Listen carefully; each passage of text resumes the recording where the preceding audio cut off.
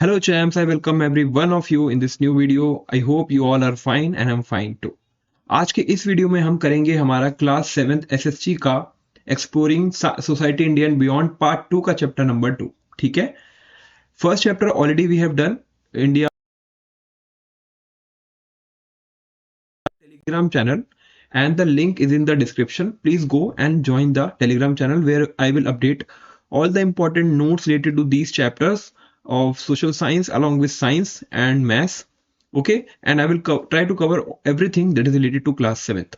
So I hope you all like the video and watch the video completely. Let's start the video. तो आज का जो हमारा chapter रहने वाला है उसका नेम है इंडिया एंड हर नेबर्स। हम बात करेंगे इंडिया के कौन कौन से नेबर्स हैं। सबसे पहले तो हम आइडेंटिफाई करेंगे मैप पे कि इंडिया के कौन कौन से नेबर्स हैं।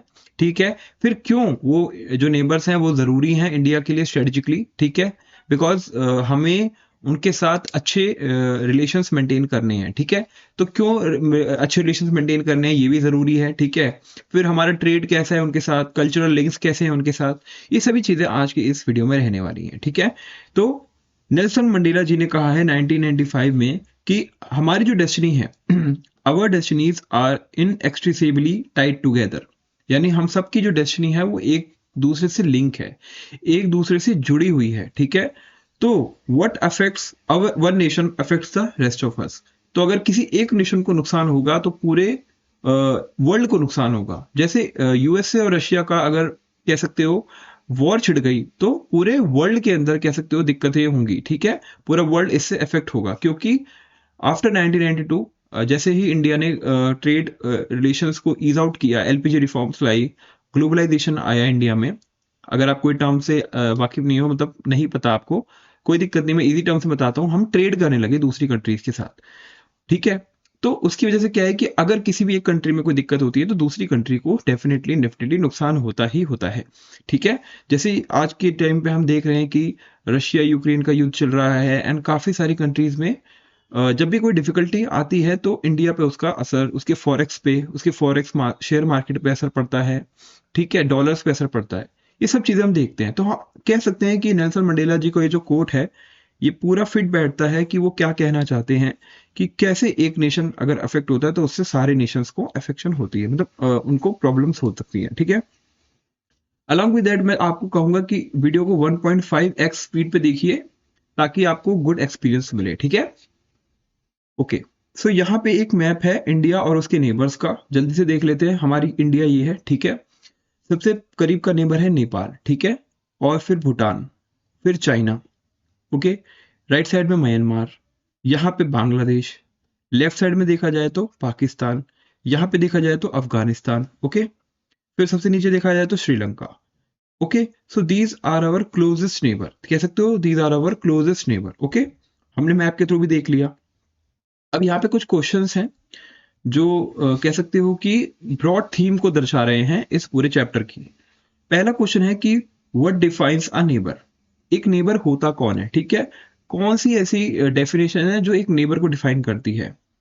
Is it just shared land borders, क्या ये जस्ट लैंड बॉर्डर्स जो हम शेयर कर रहे हैं क्या ये वो है। ठीक है, सेकंड क्वेश्चन है कि how do geography and history influence the nature of India's relationship with her neighbours. और कहते हैं कि ज्योग्राफी, इंडिया की जो लोकेशन है और उसकी जो हिस्ट्री है वो किस तरीके से इन्फ्लुएंस करती है इंडिया के रिलेशनशिप को उसके नेबर्स के साथ। ठीक है, और थर्ड क्वेश्चन है in what ways R India and her neighbours interconnected today, किस तरीके से जो इंडिया है और उसके नेबर्स हैं वो एक दूसरे से इंटरकनेक्टेड है। ओके, तो ये सभी क्वेश्चंस जो है ब्रॉड थीम दर्शा रहे हैं कि हमें क्या आइडेंटिफाई करना है इस पूरे चैप्टर में। ओके, चलिए बढ़ते हैं आगे। सबसे पहले जो टॉपिक है वो है हमारा framing the neighbourhood. We have to identify our neighbourhood first. ठीक है, कि हमें अपने नेबरहुड को किस तरीके से फ्रेम करना है, किसके साथ रिलेशन अच्छे हैं, किसके साथ रिलेशन बुरे हैं, वो सब चीजें इस चैप्टर में कवर होंगी। ठीक है, सो जब हम थिंक करते हैं किसी भी नेबर का, किसी भी पड़ोसी का, we often imagine a country, हम हमेशा क्या करते हैं, एक कंट्री इमेजिन करते हैं। We often imagine a country that, जो हमारे साथ लैंड बाउंड्री शेयर करती है। ठीक है, that is the traditional view of neighbourhood. But ये ट्रेडिशनल व्यू है। ये पहले के टाइम पे ऐसा सोचा जाता था कि जो हमारे आसपास की कंट्री है, जिसके साथ हमारे बॉर्डर्स लगते हैं, वो ही हमारे नेबरहुड है। ठीक है, जैसे कि पाकिस्तान, अफगानिस्तान नॉर्थ वेस्ट में, China region of Tibet, Nepal, Bhutan in the north, Bangladesh, Myanmar in the east, and indeed our neighbours. ये हमारे नेबर्स हैं, क्योंकि हमारी जो लैंड बाउंड्री है इनके साथ जुड़ती है।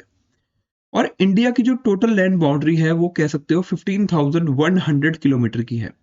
इंडिया की टोटल लैंड बाउंड्री जो है इन सभी कंट्रीज के साथ वो है 15,100 किलोमीटर्स। ठीक है, और ये डाइवर्स लैंडस्केप्स के थ्रू पास होती है, इंक्लूडिंग डेजर्ट्स भी आते हैं उसमें, प्लेन्स भी हैं, फॉरेस्ट भी हैं, माउंटेन्स भी हैं, मार्शीज यानी दलदली इलाके भी हैं, और रिवर वैलीज भी हैं। ठीक है, ये सभी जो हैं लैंड बाउंड्री पे आती हैं।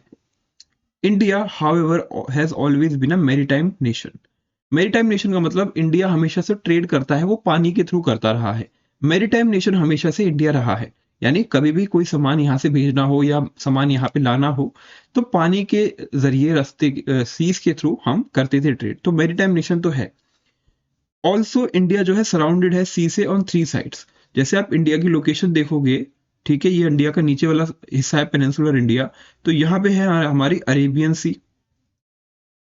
ठीक है, ये है हमारा बे ऑफ बंगाल। ठीक है, और ये हमारा ये भी समुद्री इलाका है। तो इस पूरे एरिया को हम कहते हैं इंडियन ओशन। ठीक है, इंडियन ओशन। सो इंडिया जो है तीन तरफ से पानी से घिरा हुआ है। ठीक है, India is a land mass which is surrounded by water on 3 sides. This makes Sri Lanka and Maldives our immediate neighbours across the water. और अगर हम वाटर्स में बात करें, पानी वाली चीजों को क्रॉस करके बात करें, तो श्रीलंका और मालदीव्स भी हमारे नेबर हैं। जैसे आप इस मैप में देखेंगे तो ये देखिए, ये रहा हमारा मालदीव्स। ठीक है, और ये रहा हमारा श्रीलंका। ठीक है, ये इनके साथ हम लैंड बाउंड्री शेयर नहीं करते, बट हाँ, ये हमारे इमीडिएट नेबर्स हैं इन द वाटर्स। ठीक है, तो वाटर्स में हमारे इमीडिएट नेबर्स हैं हमारे श्रीलंका और मालदीव्स।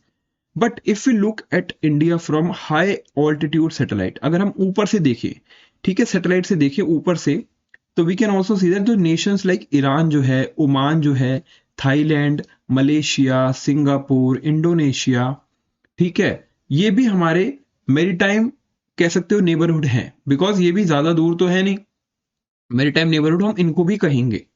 तो in this chapter we use this understanding on a wider neighbourhood to situate India central and strategic place in South Asia.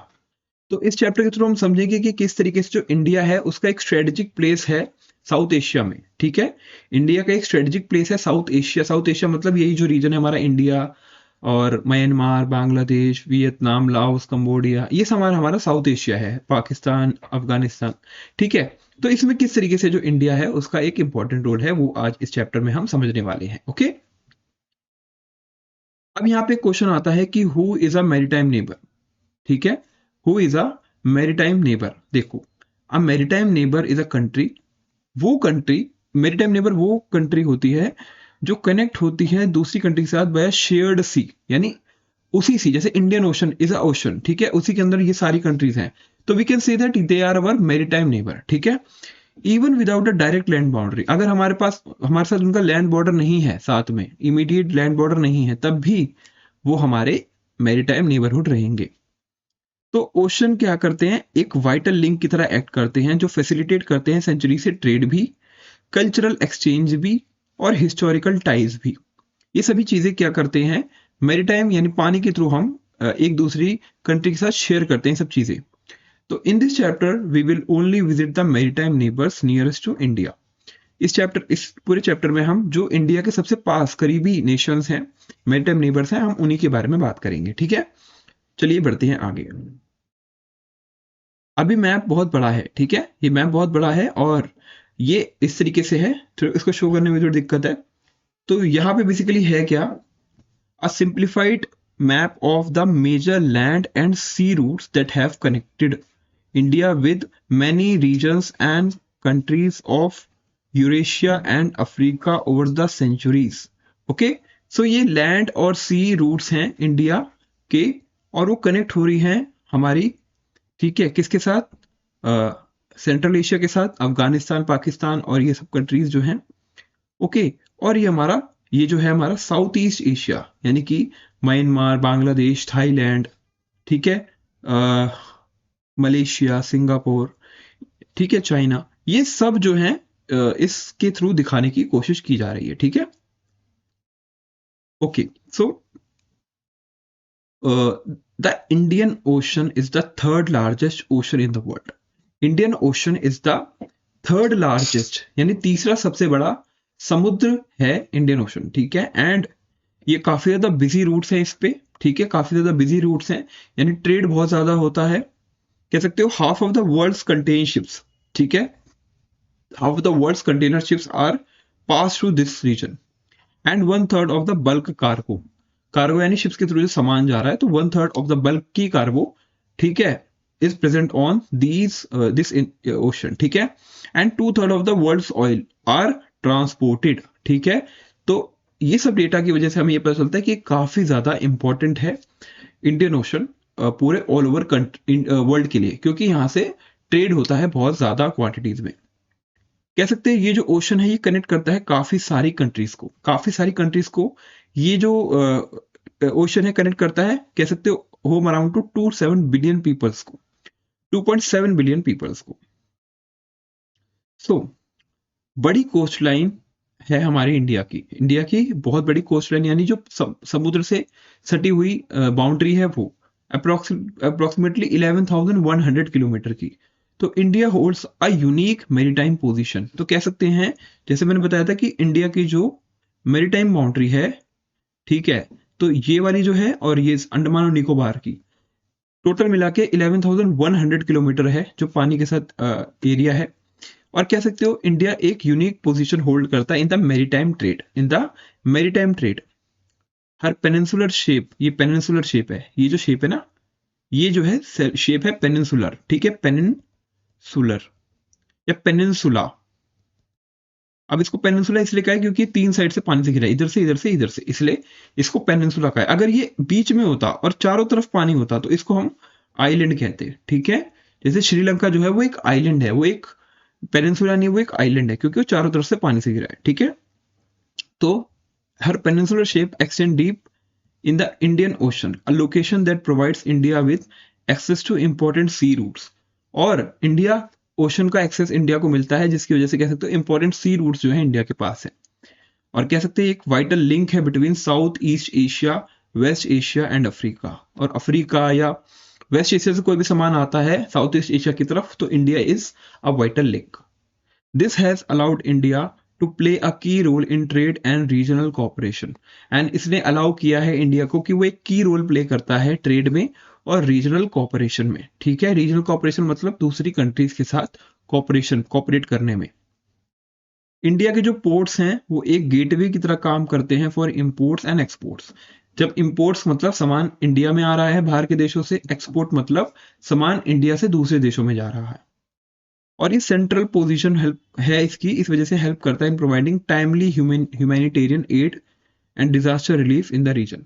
और कभी भी कोई आपदा आती है इन सभी रीजन्स में, इंडियन ओशंस के रीजन में, तो सबसे पहले जो मदद पहुंचाता है, लोगों को सहायता पहुंचाता है, वो इंडिया ही है, जिसको हम ह्यूमैनिटेरियन एड के नाम से जानते हैं। तो कोई भी डिजास्टर रिलीफ हो या एड हो, वो इंडिया सबसे पहले इन रीजन में पहुंचाता है, ठीक है। तो ये जो इन्वॉल्वमेंट है इसको हम कहते हैं रीजनलिज्म। रीजनलिज्म कहते हैं इस इन्वॉल्वमेंट को। और ये हेल्प करता है कि शांति पैदा हो, पीस क्रिएट हो, स्टेबिलिटी हो, स्थिरता आए, और प्रोग्रेस जो हो वो शेयर्ड प्रोग्रेस हो।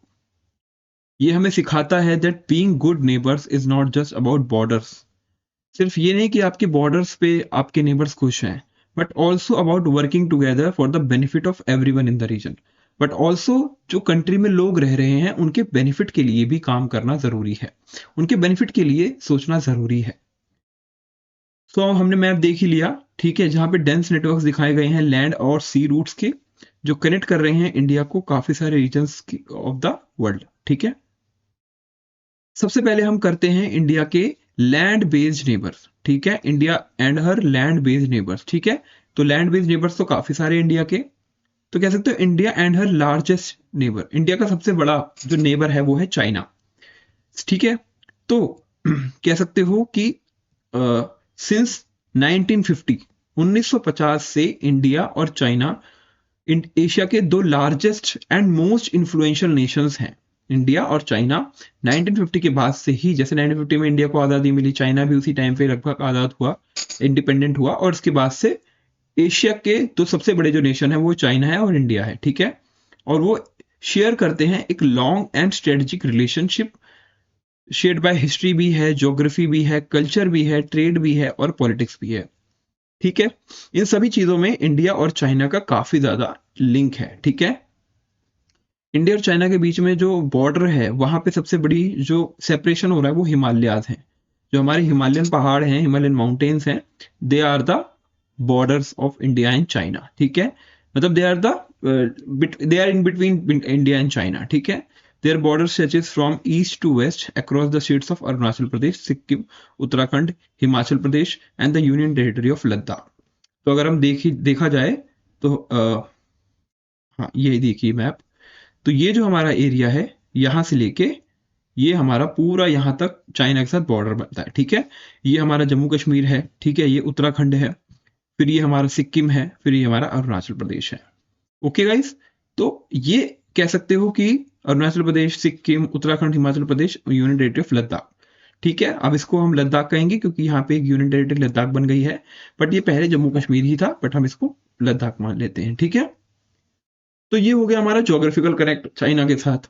दूसरा हमारा कनेक्ट है कल्चरल कनेक्ट, यानी कल्चरली जो है, जो बुद्धिज्म जो रिलीजन है वो इंडिया से फैला चाइना में। पहले ओरिजिनल जो रिलीजन है बुद्धिज्म का, वो ओरिजिनेट कहाँ हुआ था, वो हुआ था इंडिया में, ठीक है। महावीर, लॉर्ड महावीर जो थे, उन्होंने कह सकते हो was the founder of Buddhism, ठीक है। और ये एक पावरफुल लिंक है बिटवीन द टू कंट्रीज, दोनों कंट्रीज के बीच में एक पावरफुल लिंक है। बट ये ओरिजिनेट हुआ था इंडिया में, बट ये चाइना में पहुंच गया in the first century CE. Buddhism religion was reached to China in the first century CE via trade and pilgrimage routes, ठीक है। और कुछ सेंचुरीज बाद, कुछ 100 सालों बाद, 200 सालों बाद, चाइनीज मॉन्क जैसे कि फाहिन और ज़ुएंगज़ैंग इंडिया ट्रेवल करते हैं, ठीक है, to Indian centres of learning. तो इंडिया के जो सेंटर्स हैं लर्निंग के वहां पे, और जो इंडियन मॉन्क्स है जैसे कि बोधि धर्मा, ठीक है, एक मूवी भी आई थी बोधि धर्मा नाम से, उसमें बोधि धर्मा के बारे में बताया गया है। फिर धर्मशेमा, ठीक है, कुमार विजय, ठीक है, कुमार जीव। तो ये जो थे फाउंड कह सकते हो प्रीचर्स थे बुद्धिज्म के, जो इंडिया में थे, ओरिजिनेटेड थे। तो वहां से फाहियान और जुएंग जैंग जो है इंडिया में आए और उन्होंने इस रिलीजन के बारे में बहुत ज्यादा स्टडी करा। यहाँ से बुद्धिस्ट टीचिंग्स को चाइना ले गए और जिससे क्रिएट हुआ deep spiritual and intellectual ties, created a deep spiritual और इंटेलेक्चुअल टाइज, ठीक है। तो हमने मैप देख ही लिया काफी अच्छे से। चाइना की कैपिटल है बीजिंग, इंडिया की कैपिटल है न्यू दिल्ली, ठीक है। और ये जो एरिया है ये है तिब्बत का, जो चाइना का पार्ट हो गया है, ठीक है। तो और ये हमने देख लिया अरेबियन सी, ये बे ऑफ बंगाल, ये लक्षद्वीप आइलैंड, ये अंडमान एंड निकोबार आइलैंड, ये इंडिया के पार्ट है, ओके। सो ये हमने मैप अच्छे से देख लिया, okay. In the 13th century, 13वीं शताब्दी में हिंदू मर्चेंट्स ने कुछ टेम्पल्स बनवाए थे चाइनीज पोर्ट पे, Chinese port city of Quanzhou, ठीक है। इंडियन हिंदू मर्चेंट्स ने वहां पे टेम्पल्स बनवाए थे क्वेंजोउ में, क्वेंजोउ सिटी जो है चाइना की वहां पे। और वो एक इंपॉर्टेंट ट्रेडिंग सेंटर है, ठीक है, वो एक इंपॉर्टेंट ट्रेडिंग सेंटर है। एट द काईयुआन, ठीक है, at the Kaiyuan temple, pillars जो हैं डिपिक्ट करते हैं carvings of Vishnu, Shiva, stories from the Ramayana and the Puranas, ठीक है, stories from the Ramayana and the Puranas. तो इस टेम्पल के ऊपर ये काफी सारी चीजें ऑलरेडी प्रेजेंट है, ठीक है। ये एक कह सकते हो सिंबल है, क्या है ये, गजेंद्र मोक्षम, गजेंद्र मोक्षम। और द स्टोरी ऑफ विष्णु, जो विष्णु भगवान बचा रहे हैं एलिफेंट को फ्रॉम अ क्रोकोडाइल। विष्णु भगवान क्रोकोडाइल से एलिफेंट को बचा रहे हैं, देखो यहाँ पे ये एलिफेंट है, ये क्रोकोडाइल है, ठीक है, उनको बचा रहे हैं। और ये पिलर पे कार हुआ है एट द काईयुआन टेम्पल, ठीक है, at the Kaiyuan temple, okay. So India के जो ट्रेड रिलेशंस हैं, इंडिया ट्रेड रिलेशनशिप जो चाइना के साथ हैं, वो अभी भी हैं, अभी भी कंटिन्यू हैं। और 2024-25 में इंडिया के जो चीफ एक्सपोर्ट्स थे चाइना की तरफ, वो थे आयरन ओर, केमिकल्स, यानी इंडिया ने यहाँ से सामान चाइना को भेजा। कौन कौन सामान भेजा? आयरन और केमिकल्स एंड कॉटन यार्न, ठीक है। और वहां से क्या क्या सामान आया? इलेक्ट्रॉनिक आइटम जैसे कि mobile phones, computer, hardware etcetera, और काफी सारे इंडस्ट्रियल इक्विपमेंट चाइना ने हमें भेजे। तो ये हो गया एक इम्पोर्ट एक्सपोर्ट ट्रेड हो गया ये। सेवरल इंडियन कंपनीज, काफी सारी जो इंडियन कंपनीज हैं उसने अपने ऑपरेशंस को सेटअप किया है चाइना में, और चाइना ने भी काफी ऑपरेशंस इंडिया में सेट करे हैं। हाउएवर जो बैलेंस ऑफ ट्रेड है, the balance of trade is currently much in China favour, क्योंकि चाइना हमसे हमसे सामान बहुत कम परचेज करता है बट अपना सामान बहुत ज्यादा बेचता है इंडिया में। तो चाइना के पास ये एडवांटेज है। चाइना की मार्केट्स अच्छी हैं, स्ट्रांग है, और वो एक industrial, well grown industrial region है, ठीक है। इंडिया की अभी इंडस्ट्री इतनी ग्रो नहीं हुई जितनी चाइना की हो गई है। तो चाइना हमेशा से हमसे अभी आगे ही रहा है, ठीक है। चाहे वो इकोनॉमिकली बात करो, ठीक है, इकोनॉमिकली ही तो आगे है, ठीक है, इकोनॉमिकली ही आगे है हमसे, और डेवलप भी काफी हो गया है, ठीक है। तो एक्सपोर्ट जो है हमेशा चाइना के फेवर में है रेदर देन इंडिया, और India worth about 8 times more than India export to China, ठीक है। और चाइना जितना हमें एक्सपोर्ट करता है वो उसका हम जो चाइना हमें एक्सपोर्ट करता है, यानी चाइना जो इंडिया को एक्सपोर्ट करता है और इंडिया जो चाइना को एक्सपोर्ट करता है, तो जितना ये एक्सपोर्ट है वहां वो उसका 8x टाइम है, यानी चाइना हमसे हमें 8 गुना ज्यादा सामान भेजता है as compare to India China को जो सामान भेजता है, ठीक है। तो रिसेंट ईयर्स में we have also seen phases of high tensions, काफी ज्यादा टेंशंस देखने को मिली इंडिया और चाइना के बीच में, क्योंकि यहाँ पे जो शेयर्ड बाउंड्री डिस्प्यूट्स हैं उसकी वजह से, जैसे अक्साई चीन वाले रीजन में डिस्प्यूट है इंडिया का, ठीक है, और अरुणाचल प्रदेश, तो यहाँ पे चाइना और इंडिया का हमेशा क्लैश होता रहा है, ठीक है। और काफी सारे सीरियस कन्फ्लिक्ट्स हुए हैं, some of which you will encounter in the higher class, और जैसे जैसे आप हायर क्लास में जाएंगे वहां पे आपको और भी चीजें पता चलेंगी। On the other hand efforts लिए जा रहे हैं, are being made to resolve disputes, ताकि डिस्प्यूट जो हैं वो सॉल्व हो जाए, रिजॉल्व हो जाए ट्रेड के थ्रू, बातचीत यानी डायलॉग के थ्रू, और बॉर्डर रेजोल्यूशन मैकेनिज्म्स के थ्रू, ठीक है। ये सब चीजें सॉल्व करने की कोशिश दोनों तरफ से हो रही हैं, ओके। तो हमने चाइना के साथ चाइना के बारे में काफी अच्छे से बात कर ली। अब सबसे हमारा मोस्ट राइवल नेबरहुड जो है हमारा, जो हमसे दुश्मनी है, वो है हमारा इंडिया और पाकिस्तान, ठीक है। इंडिया और पाकिस्तान के बारे में हम डिस्कस करेंगे। तो now we will talk about India and Pakistan. आप सोचोगे सर ने स्पेक्स लगा लिया, ठीक है, मैंने लगा लिया, देखते हैं कैसा मतलब इसमें एक्सपीरियंस रहता है, ठीक है। तो इंडिया और पाकिस्तान की बात करते हैं। पाकिस्तान कह सकते हो हमेशा से हमारा, कह सकते हो जब से इंडिपेंडेंट हुआ है इंडिया, और 1947 में तो पार्टीशन हुआ था इंडिया का और पाकिस्तान का, तो Pakistan was emerge as a new country, Pakistan was emerged as a new country. तो हमेशा से ही इंडिया और पाकिस्तान की राइवलरी रही है, किसी ना किसी वजह से राइवलरी रही है, और अभी भी राइवलरी है, ठीक है। क्योंकि पाकिस्तान अपनी हरकतों से सुधरता नहीं है, वो ऐसी हरकतें करता है कि ये राइवलरी अभी भी कंटिन्यू है, ठीक है। तो हमने मैप पे तो पोजीशन देख ली पाकिस्तान की, पर देखते हैं बिफोर 1947 जब पार्टीशन हुआ था इंडिया और पाकिस्तान का, उसके पहले a legacy of the colonial era, a legacy of the colonial era that continues to shape the present. Pakistan was a part of India. हम सबको पता है कि 1947 से पहले इंडिया और पाकिस्तान was one country, ठीक है, बांग्लादेश भी was a part of India, ठीक है। Let us now note for that Pakistan was founded on a religious basis. Pakistan was based and founded on a religious basis, मतलब पाकिस्तान जो है वो इंटरेस्ट शो करता है किसका? इस्लाम का, ठीक है। इस्लामिस्ट मुस्लिम्स का जो इंटरेस्ट है वो कौन शो करता है? पाकिस्तान, ऐसा उनका मानना था। And on the basis of that only they have created their own country. But unlike India this will be explored further in grade 8, ठीक है। Suffice to say that these nations share one of the most complex relationship in South Asia. और कहा जाता है कि India और पाकिस्तान जो हैं was one of the most complex relationship share करते हैं। जैसे हमें पता है कॉम्प्लेक्स किस तरीके से लड़ाइयां होती रहती हैं, झगड़े होते रहते हैं, ये सब चीजें हमें पता है, ओके। तो इस वजह से हम कह सकते हैं कि मोस्ट कॉम्प्लेक्स रिलेशनशिप है इन दोनों कंट्रीज का। एंड सिंस पार्टीशन, जैसे पार्टीशन हुआ, several military conflicts and Wars including war of 1948, 1965, 1971 and full-scale conflict in the Kargil War of 1999 have defined an ongoing tension. तो ये ईयर्स में 1948 में, 1965 में, 1971 एंड फुल ऑन वॉर हुई थी 1999 में, और अभी 2025 के अंदर भी हमारी इंडिया और पाकिस्तान की वॉर हुई थी, but on not on a full scale, but हुई थी, बट झड़प हुई थी, ठीक है, जैसे हम जानते हैं. So in particular, frequent terrorist attacks launched against India with the support of Pakistan Army. Pakistan army के साथ सपोर्ट के साथ टेररिस्ट ने काफी बारी इंडिया पे अटैक किया है एंड करते रहते हैं कोशिश इंडिया पे अटैक करने की, ठीक है. Have prevented normal relations between the two countries, and इसी वजह से जो इंडिया और पाकिस्तान के जो नॉर्मल रिलेशंस हैं वो बेहतर नहीं हो पा रहे, मतलब रिलेशंस नॉर्मल नहीं हो पा रहे, ठीक है. हमेशा ही सिचुएशन ऐसी बनी रहती है कि लड़ाई कभी भी हो सकती है.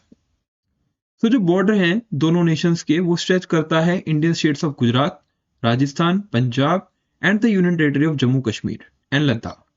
यानी ये जो स्टेट्स हैं और यूनियन टेरिटरीज हैं, ये पाकिस्तान के साथ बॉर्डर शेयर करती हैं.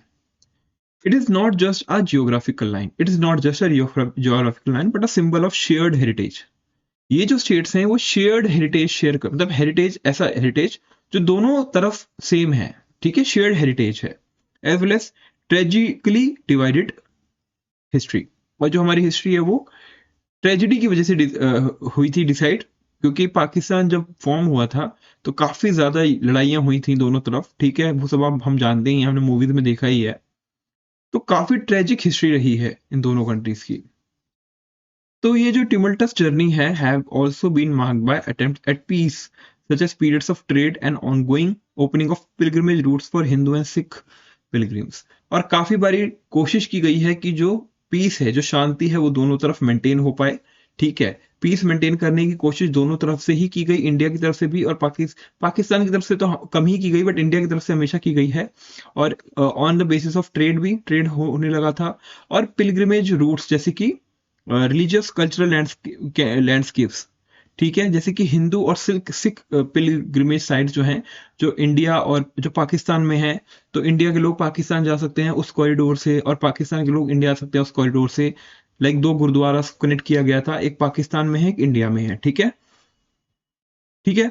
तो cultural landmark of shared past that lives on. The Katas Raj temple complex in Pakistan Punjab is one such example link to the Mahabharata and containing a sacred pond. तो जो कटास राज टेम्पल है वो पाकिस्तान में है, पाकिस्तान के पंजाब में, और एक सच एग्जाम्पल है, कह सकते हैं ग्रेट एग्जाम्पल है, जो लिंक्ड है महाभारत के टाइम से, जो वहां पे एक सेक्रेड पॉन्ड है, ठीक है, वो पॉन्ड पूजनीय है, सेक्रेड है. Other examples include ancient Hindu, Buddhist and Sikh shrines such as Hinglaj Mata Mandir in Balochistan. Besides, language, cuisine, music and festivals continue to bridge the border. ठीक है. तो ये जो सभी टेम्पल्स हैं, हिंगलाज माता मंदिर बलूचिस्तान में, और भी जो चीजें हैं, ठीक है, ये कंटिन्यू करती हैं जो हमारे रिलेशन हैं इन बॉर्डर्स के साथ, पाकिस्तान के साथ बेसिकली, वो इम्प्रूव रहे, मेंटेन रहे. तो जैसे मैंने बताया था, सिख एक कॉरिडोर खोला था, गुरुद्वारा कनेक्ट किया था, उसको कहते हैं करतारपुर सिंह कॉरिडोर, मतलब करतारपुर साहिब कॉरिडोर. और ये visa free border crossing between India and Pakistan, इसको क्रिएट किया गया था ताकि जो इंडियन पिलग्रिम्स हैं वो विजिट कर पाए गुरुद्वारा दरबार साहिब इन करतारपुर पाकिस्तान, ठीक है. ये गुरुद्वारा पाकिस्तान के अंदर है, तो इंडिया के जो शरणार्थी हैं, सॉरी शरणार्थी नहीं, जो पिलग्रिम्स हैं, ठीक है, वो वहां पे चले जा सके और वहां पे दर्शन कर सके, ठीक है, उसके लिए ये कॉरिडोर ओपन किया गया था, ठीक है, both by the consent of India and Pakistan, ठीक है. तो यहाँ पे आपको वीजा की रिक्वायरमेंट नहीं होती पाकिस्तान में एंटर करने से पहले, ना ही पाकिस्तान पर्सन्स को एंटर करने से पहले वीजा लेना पड़ता है इंडिया में, ठीक है. तो पिलग्रिम्स जो है इस कॉरिडोर को यूज करते हैं विदाउट एनी वीजा, और सिर्फ इसके लिए एक परमिट रिक्वायरमेंट होती है, which makes it easier for thousands of people to visit the gurdwara, ठीक है. थाउजेंड्स ऑफ पीपल विजिट कर सकते हैं इस गुरुद्वारा में. This gurdwara holds great religious significance as it is the final resting place of Guru Nanak देव, ठीक है. ये फाइनल रेस्टिंग प्लेस है गुरु नानक देव जी का, इसलिए ये बहुत ज्यादा इंपॉर्टेंस है फॉर द सिख पीपल, ठीक है. The founder of Sikhism, Guru Nanak Dev was the founder of Sikhism who spent last 18 years of his life there, ठीक है. तो आखिरी के जो 18 साल थे गुरु नानक देव जी के, उन्होंने अपनी जो ये साल थे ये यहीं इसी गुरुद्वारे में बिताए थे, ठीक है. इसलिए और ज्यादा इंपॉर्टेंस रखता है ये गुरुद्वारा सिख लोगों के लिए, ठीक है. और आगे पढ़े तो डेकेड से, दशकों से जो इंडियन डिवोटीज हैं could only view this holy site from a distance. इस साइट को खाली दूर से देख पाते थे using binoculars set up near the border at Dera Baba Nanak in Punjab. ठीक है, डेरा बाबा नानक की पंजाब जो गुरुद्वारा है, वहां से बाइनोक्यूलर से दूरबीन के थ्रू देखते थे और एक झलक ही देख पाते थे। ठीक है, तो जो आइडिया था इस कॉरिडोर को बनाने का was first propose in the 1990s में फर्स्ट टाइम इस कॉरिडोर को बनाने का idea given and but only became a reality in 2019। But complete कब हुआ ये कॉरिडोर? 2019 में बनके। When the corridor was officially opened to mark Guru Nanak's 550th birth anniversary। ठीक है, और जब ये ओपन हुआ तो उस समय गुरु नानक देव जी की 550वीं बर्थ एनिवर्सरी थी। ठीक है, so can the Kartarpur be a model for possible progress of peace and dialogue? तो क्या इस तरीके के जो कॉरिडोर हैं बिटवीन द टू कंट्रीज, क्या वो पॉसिबल है कि वो एक मॉडल बन सकते हैं progress of peace and dialogue का? तो यस डेफिनेटली, कि लोगों को यहाँ पे कनेक्शन फील होता है दूसरे लोगों के साथ। इंडिया और पाकिस्तान इस कॉरिडोर की तरफ थ्रू जब ट्रेवल करते हैं बिना वीजा के, सिर्फ ओनली परमिट के साथ, तो उनको ये महसूस होता है कि हाँ ये हमारा ही पार्ट है। ठीक है, इट इज आर पार्ट। ठीक है, वो कनेक्ट कर पाते हैं वहां के लोगों से कल्चरली। ठीक है, बात कर पाते हैं, तो जो डाउट्स होते हैं ना वो धीरे धीरे क्लियर होते हैं। और यस डेफिनेटली ये कह सकते हो एक मॉडल है प्रोग्रेस का, पीस का। ठीक है, डायलॉग का। तो ये आप देख सकते हो करतारपुर साहिब गुरुद्वारा है। ठीक है, ये इसकी आप झलक देख सकते हो। हमारा एक और नेबर है जो कि पाकिस्तान का पहले पार्ट था, बट 1971 में जब इंडिया और पाकिस्तान में वॉर हुई थी, तो इंडिया ने बांग्लादेश को लिबरेट कराया था फ्रॉम द पाकिस्तान। ठीक है, तो वो कह सकते हो एक हमारा नया नेबर है। पहले वो 1947 में was a part of Pakistan only, but 1971 में वो अलग हो गया था। ठीक है, after the Bangladesh liberation war. तो इंडिया और बांग्लादेश के बहुत ही पुराने संबंध हैं, एंड्यूरिंग रिलेशनशिप, जो कि शेप है by common history, culture and language. By common history, culture and language. तो history because as we will see in higher grades, जो बांग्लादेश था वो पहले ईस्ट पाकिस्तान के नाम से जाना जाता था, लेकिन बांग्लादेश का जन्म 1971 में हुआ as a outcome of war between India and Pakistan. ठीक है, इंडिया और पाकिस्तान के बीच में वॉर हुई और वहां पे बांग्लादेश को लिबरेट किया गया। ठीक है, and language because Bangla is a language common to Bangladesh and India state of West Bengal. तो जो बांग्ला लैंग्वेज है वो वेस्ट बंगाल में ही प्रचलन में है, जो इंडिया का पार्ट है, और बांग्लादेश में भी काफी प्रचलन में है। तो कह सकते हो कि इस वजह से उस कंट्री का नाम पड़ा बांग्लादेश। जो लैंड बॉर्डर है इन दोनों कंट्री में is even longer than India border with China. इतना बड़ा बॉर्डर है इंडिया और बांग्लादेश का, चाइना से भी बड़ा। It runs along the Indian state of West Bengal, Assam, Meghalaya, Tripura, Mizoram. ठीक है, ये सभी जो नॉर्थ ईस्टर्न सिस्टर्स हैं, ठीक है, उससे कनेक्ट करता है बांग्लादेश का बॉर्डर। ठीक है, तो India and the Bangladesh also share several trans boundary river systems. Trans border यानी एक जगह से, मतलब एक स्टेट से दूसरी स्टेट जो रिवर ट्रेवल करती है ट्रांस बॉर्डरी और फिर वो बांग्लादेश में एंटर होती है, जैसे कि गंगा रिवर, ठीक है, और ब्रह्मपुत्र रिवर। ठीक है, ये दोनों ही इंडिया से ट्रेवल करती हैं और फिर जाके बांग्लादेश में मिलती हैं। ठीक है, फिर बांग्लादेश से जाके इंडियन ओशन में मिलती हैं। तो ये जो रिवर्स हैं ये काफी इंपॉर्टेंट रोल प्ले करती हैं in agriculture, fisheries, transportation and livelihoods of millions of people in both the countries. ठीक है, लाइवलीहुड देती हैं मिलियंस ऑफ पीपल को दोनों ही कंट्रीज में। ओके, तो आप यहां देख सकते हो बांग्लादेश, ये रहा हमारा बांग्लादेश। ठीक है, और इसकी लैंड बाउंड्री सबसे ज्यादा है इंडिया के साथ। ठीक है, और ये तो नेपाल है, ये हमारा भूटान है। Nepali capital Kathmandu, Bhutan capital Thimphu. Okay, so ये चार कंट्रीज यहाँ पे हैं, इंडिया, बांग्लादेश, भूटान और नेपाल, उनका मैप है। अलॉन्ग विद दैट इंडिया और Bangladesh have built on their historical ties through strong diplomatic, economic और strategic and cultural cooperation। यानी इंडिया और बांग्लादेश के बीच डिप्लोमेटिक यानी कि डिप्लोमेसी होती है, जिसमें यहाँ की एम्बेसी वहां की एम्बेसी से बात करती है। ठीक है, इकोनॉमिक यानी ट्रेड के through, strategic and cultural cooperation, जैसे बांग्ला बोला मैंने कि वेस्ट बंगाल में बांग्ला लैंग्वेज कॉमन है और बांग्लादेश में भी। तो making their relationship one of the most important in South Asia. तो कह सकते हो इंडिया और बांग्लादेश का जो रिलेशनशिप है one of the most important है, सिग्निफिकेंट है। ये जो दोनों कंट्रीज हैं ये सेम कोस्ट लाइन शेयर करती हैं and therefore a maritime environment भी, ठीक है। एक काइंड ऑफ मैरीटाइम एनवायरनमेंट दोनों ही कंट्री मतलब वेस्ट बंगाल में और कह सकते हो बांग्लादेश में काइंड ऑफ सेम है। द सुंदरबन नेशनल पार्क, ठीक है। ये Sundarban national park right side में आप देख सकते हो, ये सुंदरी ट्रीज हैं, ठीक है। सुंदरबन नेशनल पार्क जो है वो बांग्लादेश में है और वेस्ट बंगाल मतलब इंडिया का वेस्ट बंगाल जो हिस्सा है वहां से शुरू होता है और बांग्लादेश में जाके खत्म होता है। और ये यूनेस्को की वर्ल्ड हेरिटेज साइट भी है जहां पे प्रोटेक्शन दिया गया है हमारे बंगाल टाइगर्स को, ठीक है। तो management coordinated by the two neighbours, तो इसका जो मैनेजमेंट है वो दोनों नेबर्स दोनों जो है मिलके करते हैं। A home to Bengal tiger and many other species, it is important in terms of biodiversity as well as climate. और ये जो है बायोडाइवर्सिटी के रिस्पेक्ट में और क्लाइमेट के रिस्पेक्ट में, दोनों ही रिस्पेक्ट में ये फॉरेस्ट बहुत ही ज्यादा इंपॉर्टेंट है, ठीक है। इसलिए इसको यूनेस्को वर्ल्ड हेरिटेज साइट का दर्जा भी दिया गया है। Okay, along with that resilience के लिए, ठीक है, यानी नेचर को प्रमोट कर रहे हैं तो रिजिलियंस आ रहा है। Since it's a barrier to cyclones also, जो मैंने दिखाई यहाँ पे जो ट्रीज हैं ये सुंदरी ट्रीज, ठीक है। ओके, इसी वजह से इसका नाम सुंदरबन पड़ा है, ठीक है। और ये जो इधर जो फॉरेस्ट है इसको हम मैंग्रोव फॉरेस्ट कहते हैं, ठीक है। ये सुंदरबन नेशनल पार्क में कह सकते हो 2/3 of the forest lies in Bangladesh and rest in India. यानी ये जो फॉरेस्ट है 2/3 बांग्लादेश में, 1/3 इंडिया में वेस्ट बंगाल में है। और ये जो ट्रीज हैं ये है मैंग्रोव ट्रीज, ठीक है, मैंग्रोव ट्रीज।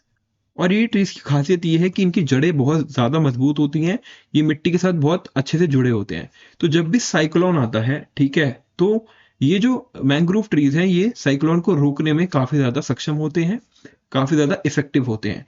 इसलिए काफी जगह देखा गया है कि जो जब भी साइक्लोन आता है तो जिस एरिया में मैंग्रोव ट्रीज होते हैं वहां पे डिस्ट्रक्शन सबसे कम होती है। तो इस वजह से ये बैरियर की तरह काम करते हैं और नेचुरल रिजिलियंस है, ठीक है। However because of global warming की वजह से और क्लाइमेट चेंज की वजह से एक्सपर्ट्स प्रिडिक्ट करते हैं कि जो बांग्लादेश है will have to face the impact of rising sea level, ठीक है। Bangladesh will have to face the impact of rising sea levels and increasingly intense cyclones. और यहाँ पे साइक्लोन्स काफी इंटेंस तरीके से आते हैं in coming years. So many people are likely to lose their homes to see their livelihood affected. And जब भी साइक्लोन्स आते हैं लोगों के जो काम होते हैं, काम धंधे होते हैं, वो सब डिस्ट्रैक्ट हो जाते हैं, ठीक है। और उनको अपने घरों से भी निकलना पड़ता है, दूसरी जगह शिफ्ट होना पड़ता है, बिकॉज ताकि उनकी लाइफ प्रोटेक्टेड रहे। एंड इसकी वजह से उनका जो लाइवलीहुड है वो बहुत ज्यादा इफेक्ट होता है, ठीक है, बहुत ही ज्यादा इफेक्ट होता है। Now the next section is in the lap of Himalayas. हम बात करेंगे हिमालयाज के बारे में, ठीक है, और हिमालयाज की बाउंड्री किस कंट्री के साथ टच होती है वो देखेंगे, ठीक है। तो देखो क्या हुआ है कि nestled in the lap of Himalayas Nepal, जो नेपाल है उसमें बहुत मोस्ट ऑफ द जो हिमालय का पोर्शन है वो आता है, ठीक है। And it forms a boundary between India and Pakistan, India and China also, ठीक है। तो shares a long and open border with India. और नेपाल के साथ क्या है कि नेपाल जो है इंडिया के साथ ओपन बॉर्डर शेयर करता है, ठीक है। अगर वहां जाना है आपको वीजा लेने की जरूरत नहीं है, नॉर्मली आप परमिट ले सकते हो एंड यू कैन विजिट, ठीक है। तो stretching across the Indian states of Uttarakhand, okay, Uttar Pradesh, Bihar, West Bengal and Sikkim. तो ये जो बेल्ट है हमारी, ठीक है, ये जो बेल्ट है ये हमारी उत्तराखंड, ओके, और फिर हिमाचल प्रदेश, और फिर हमारा क्या आता है Uttar Pradesh, Bihar, Sikkim. So these are the states that touch Himalaya, that touch Nepal, that share a boundary with the Nepal. Okay, okay, तो इतना याद हो गया है ना, मतलब कि कौन कौन सी जगह है ऐसी। मैं मैप बना के इसलिए दिखाता हूं ताकि आपको और अच्छे से क्लियर हो जाए, ठीक है, और अच्छे से आपको क्लियर हो जाए, ओके। तो ये जो जियोग्राफिकल प्रॉक्सिमिटी है, ये जो जियोग्राफिकल प्रॉक्सिमिटी है, इसने क्या करा है, अलाउ करा है सेंचुरीज से, दशकों से, मतलब पिछले काफी 100 सालों से कि इंटरेक्शन हो पाए, कॉपरेशन हो पाए बिटवीन द टू नेशंस, ठीक है, between the two nations. And the relationship is marked by same shared heritage, spiritual linkages, cross border movement and political partnership, ठीक है। 4 चीजें हैं, चारों एस्पेक्ट्स को याद रखना है। क्या क्या? Heritage, spiritual linkage, cross border movement और पॉलिटिकल पार्टनरशिप। तो ये इन एरियाज में हमारा काफी अच्छा लिंक है विद द नेपाल, ओके। तो कल्चरली जो टाइज हैं इंडिया और नेपाल के बहुत ज्यादा अच्छे हैं, प्रोफाउंड हैं, ठीक है। पिलग्रिम्स जो कह सकते हो जो तीर्थ करने आते हैं, ठीक है, दोनों कंट्रीज से रेगुलरली विजिट करते हैं to the secret sites across the border. दोनों साइड्स पे जो भी सीक्रेट साइट्स हैं वहां पे, जैसे कि यहाँ पे है पशुपतिनाथ टेम्पल है काठमांडू में, नेपाल में, ठीक है, पशुपतिनाथ टेम्पल काठमांडू में। तो Indian visitors, Indian pilgrims visit Nepal and visit this temple, okay. This is the picture of Pashupatinath temple Kathmandu, जहाँ पे शिवा इज वर्शिप, भगवान शिव की पूजा होती है, ठीक है, एंड उनको वर्शिप किया जाता है as a protector of animals, ठीक है, as a protector of animals. So ये जो है एक मेजर हिंदू पिलग्रिमेज डेस्टिनेशन है, मेजर हिंदू पिलग्रिमेज डेस्टिनेशन, जो थाउजेंड्स ऑफ इंडियन विजिटर्स को एवरी ईयर अट्रैक्ट करता है, ठीक है। फेस्टिवल्स जैसे कि दशैन यानी दशहरा, तिहार यानी दीपावली एंड होली वहां पे भी सेलिब्रेट करते हैं with equal enthusiasm in both the countries, ठीक है। और ये जो नाम है दीपावली और सॉरी तिहार, दशहन, ये सारे फेस्टिवल्स वहां पे, मतलब दिवाली और कैसे दशहरा इस नाम से वहां पे प्रचलन में है, ठीक है। तो these shared spiritual tradition strengthen the people to people bond. अब ये हम कह सकते हैं कि स्पिरिचुअल ट्रेडिशंस जो है दोनों कंट्रीज में बहुत ज्यादा स्ट्रेंथन्ड है, लोग एक दूसरे से कनेक्टेड, तो पीपल टू पीपल बॉन्ड बहुत ज्यादा स्ट्रांग है। और ये रिफ्लेक्ट करता है rich tapestry of mutual cultural appreciation, rich tapestry of mutual cultural appreciation, okay. On the political front, अगर हम ऑन द पॉलिटिकल फ्रंट की बात करिए, ये तो हमने कल्चरल फ्रंट की बात करी, टेम्पल्स हैं, अलॉन्ग विद दैट हम जो फेस्टिवल मनाते हैं इंडिया और नेपाल में काफी हद तक सिमिलर हैं, ठीक है। उसके साथ साथ जो पॉलिटिकल फ्रंट है, ठीक है, पॉलिटिकल फ्रंट, उसमें बात करें तो इंडिया और Nepal have maintained close diplomatic relations. India और नेपाल ने क्लोज डिप्लोमेटिक रिलेशंस को मेंटेन किया है, और ये 1950 में एक ट्रीटी हुई थी, treaty of peace and friendship, उसके बाद से ही ये देखा जाता है, ठीक है। इंडिया और नेपाल के बीच में 1950 में एक ट्रीटी हुई थी, treaty of peace and friendship, and उसके बाद से ही ये डिप्लोमेटिक रिलेशंस काफी अच्छे देखे जाते हैं दोनों कंट्रीज में, ठीक है। ये ट्रीटी प्रोवाइड करती है ओपन बॉर्डर्स, ठीक है, open border, free movement of people and goods, ठीक है, तो इजीली आप मूव कर सकते हो, नेपाल में जा सकते हो, घूम सकते हो, ठीक है, और पीपल्स का, गुड्स का मूवमेंट इजीली हो सकता है, and cooperation in area such as defence and foreign policy. और डिफेंस और फॉरेन पॉलिसी जैसे एरियाज में काफी अच्छी तरीके से एक दूसरे से बातचीत होती है, ओके। फिर एस्पेक्ट आता है क्रॉस बॉर्डर माइग्रेशन, यानी इंडिया से कुछ लोग वहां चले गए, वहां से नेपाल से लोग यहाँ आए माइग्रेट करके, इसको कहते हैं क्रॉस बॉर्डर माइग्रेशन, ओके। और ट्रेड, ये दोनों ही चीजें, क्रॉस बॉर्डर माइग्रेशन और ट्रेड जो है, from another form another vital component of India Nepal relationship. तो ये एक और वाइटल कंपोनेंट है जो इंडिया और नेपाल के रिलेशनशिप को और स्ट्रॉन्ग करता है। तो ये जो ओपन बॉर्डर्स हैं, ओपन बॉर्डर पॉलिसी है, ये अलाउ करती है सिटीजन्स को, जो यहाँ के सिटीजन्स हैं वो फ्रीली क्रॉस कर सकते हैं बॉर्डर विदाउट पासपोर्ट और visas, enabling people from both side to access education, health care, employment and maintain family connections, ठीक है। तो एजुकेशन, हेल्थ केयर, एम्प्लॉयमेंट और फैमिली कनेक्शंस को आप मेंटेन कर सकते हो इन दीज टू कंट्रीज, ठीक है। और आप यहाँ विजिट कर सकते हो नेपाल में without any visa, without any passport. तो daily life in many border towns reflects this close interdependence, ठीक है। और ये जो डेली मूवमेंट होता है, डेली लाइफ जो यहाँ की है, ये बताती है कि लोग कभी कभी नेपाल से यहाँ आते हैं काम करने के लिए, फिर यहाँ से जाते हैं, तो ये एक इंटरडिपेंडेंस है, ठीक है, वहां के लोगों का यहाँ पे, यहाँ के लोगों का वहां पे, ये एक इंटरडिपेंडेंस है विद वाइब्रेंट मार्केट्स, काफी अच्छी अच्छी मार्केट्स और थ्राइविंग ट्रेड, ठीक है। तो ये सभी चीजें, ये सभी एस्पेक्ट्स में इंडिया और नेपाल के रिलेशन काफी ज्यादा स्ट्रांग है। और ये भी है कि इंडिया जो है नेपाल का लार्जेस्ट ट्रेडिंग पार्टनर है, ठीक है। Nepal is India's largest trading partner, sorry, India is Nepal largest trading partner supplying essential goods, यानी इंडिया से नेपाल, यानी इंडिया से नेपाल एसेंशियल गुड्स ट्रांसफर करते हैं इंडिया, जैसे कि petroleum, medicine, food items and manufactured products, ठीक है, जो नेपाल में अवेलेबल नहीं है वो इंडिया वाले वहां पे देते हैं, ठीक है। इन रिटर्न नेपाल एक्सपोर्ट करता है एग्रीकल्चरल प्रोड्यूस, जैसे कि हैंडीक्राफ्ट्स हो गए, गारमेंट्स हो गए, ठीक है। और ये exchange not only contribute economic development होता है ट्रेड के through, but it also contribute reinforce the social and economic integration of the border communities. जो बॉर्डर पे रहने वाली कम्युनिटीज हैं उनका इकोनॉमिक और सोशल इंटीग्रेशन भी होता है इस तरीके से। तो जो इंडिया नेपाल रिलेशनशिप है वो एक यूनिक एग्जाम्पल है नेबरहुड कोऑपरेशन का, नेबरहुड कोऑपरेशन का एक यूनिक एग्जांपल है, यानी जितना रिलेशन हमारा नेपाल के साथ अच्छा है, बिकॉज वो हमारी लैंड बाउंड्री मतलब लैंड बाउंड्री शेयर करते हैं और हमारा नेबरहुड भी है, तो कह सकते हैं कि ये वन ऑफ द बेस्ट कह सकते हो कि रिलेशनशिप है जो दो कंट्रीज शेयर करती हैं आपस में, ठीक है। क्योंकि यहाँ पे history, faith, geography and commitment सारी चीजें हार्मनी में वर्क करती हैं, रीजनल हार्मनी में वर्क करती हैं, ठीक है। एंड इस वजह से इंडिया और नेपाल की रिलेशनशिप काफी ज्यादा अच्छी है, ठीक है। यहाँ पे क्वेश्चन है कि what is an open border, ठीक है। What is an open border, ठीक है। तो ओपन बॉर्डर क्या है? It is when people from two countries, दो कंट्रीज की पीपल जो है जब ट्रेवल कर सकते हैं दूसरी कंट्री, मतलब दूसरी कंट्री में, एक दूसरी कंट्री में विदाउट वीजा और पासपोर्ट। आपको वीजा और पासपोर्ट लेने की जरूरत नहीं है, आप यहां से वहां ट्रेवल कर सकते हैं, वो लोग यहाँ पे ट्रेवल कर सकते हैं। This enables families living on both the sides to stay connected. And इससे क्या होता है, जो फैमिलीज हैं दोनों साइड्स वो एक दूसरे से कनेक्टेड फील करती हैं। And people to move easily for work, education, trade and religious visits. तो वर्क के लिए, एजुकेशन के लिए, ट्रेड के लिए और रिलीजियस विजिट्स के लिए लोग एक दूसरी मतलब ट्रैवल करते हैं, ठीक है। हाउएवर इंडिया और नेपाल जो है वो साथ काम करते हैं ताकि इंश्योर कर पाए ओपन बॉर्डर रिमेन्स फ्री, यानी मतलब जो ओपन बॉर्डर है वो सेफ रहे हमेशा और उसको गलत काम के लिए यूज ना हो and not be miss use. तो ये सिंबल है ट्रस्ट का, फ्रेंडशिप का between both the countries. Okay, अब हमारा दूसरा है भूटान। इसको हम कहेंगे the land and the thunder dragon. The land and the thunder dragon, ठीक है। तो भूटान, अगर मैं मैप बनाऊं आपके सामने इंडिया का, ठीक है।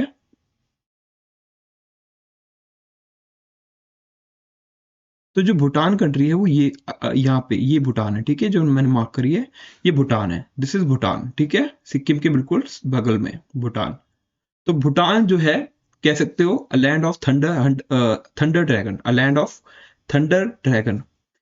भूटान कॉल्ड ड्रूक्यूल, ड्रूक्यूल और land of thunder dragon by its inhabitants.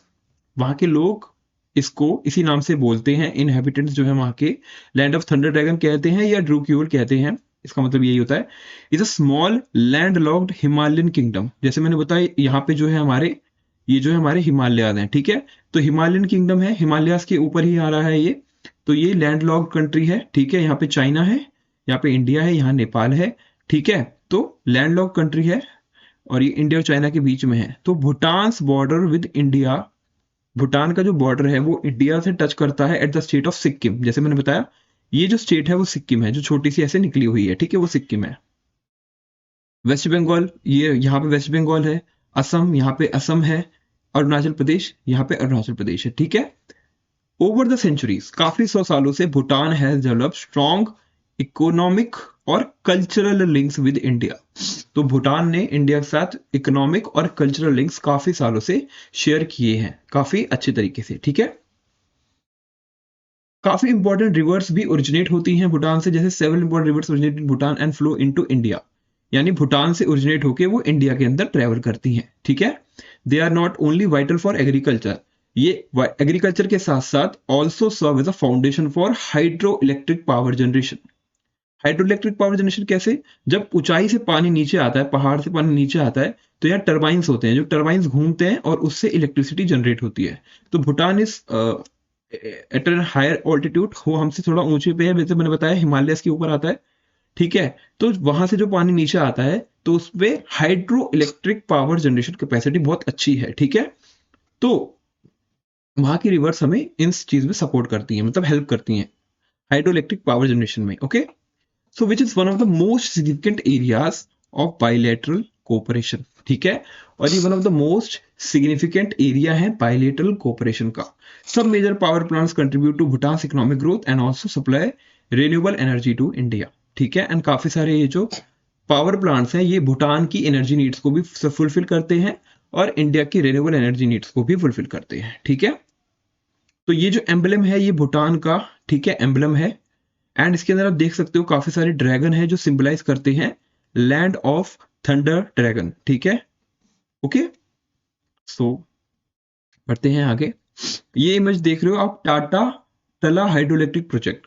टला हाइड्रो इलेक्ट्रिक प्रोजेक्ट जो बिल्ट हुआ था with the support of India being dedicated to the people of Bhutan. तो ये हाइड्रो इलेक्ट्रिक प्रोजेक्ट इंडिया ने बनाया और ये किसके लिए बनाया? भूटान की मदद करने के लिए बनाया। ठीक है, ओके। प्राइम मिनिस्टर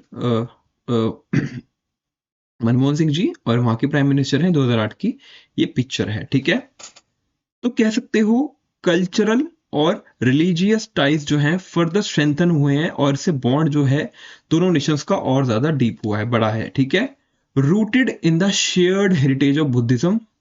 जैसे कि बुद्धिज्म जो है चाइना में स्प्रेड हुआ, वैसे ही बुद्धिज्म भूटान में भी काफी ज्यादा स्प्रेड हुआ, और इस वजह से भी इंडिया और भूटान जो है शेयर्ड हेरिटेज रखता है इन टर्म्स ऑफ बुद्धिज्म रिलीजन। और भूटान है and India maintain deep spiritual connections also. तो भूटान और इंडिया के अंदर डीप स्पिरिचुअल कनेक्शंस भी काफी अच्छा है, क्योंकि भूटान के जो पिलग्रिम्स हैं वो फ्रीक्वेंटली विजिट करते हैं बुद्धिस्ट साइट जो कि इंडिया में प्रेजेंट है। ठीक है, सच एस बोध गया जो बिहार में है, राजगीर बिहार में है, नालंदा बिहार में है, और उदयगिरी एंड सिक्किम, यहाँ सब वो विजिट करते हैं भूटान के पिलग्रिम्स और यहाँ पे आके घूमते हैं। ठीक है, तो टूरिस्ट डेस्टिनेशन भी इंडिया काफी अच्छा है।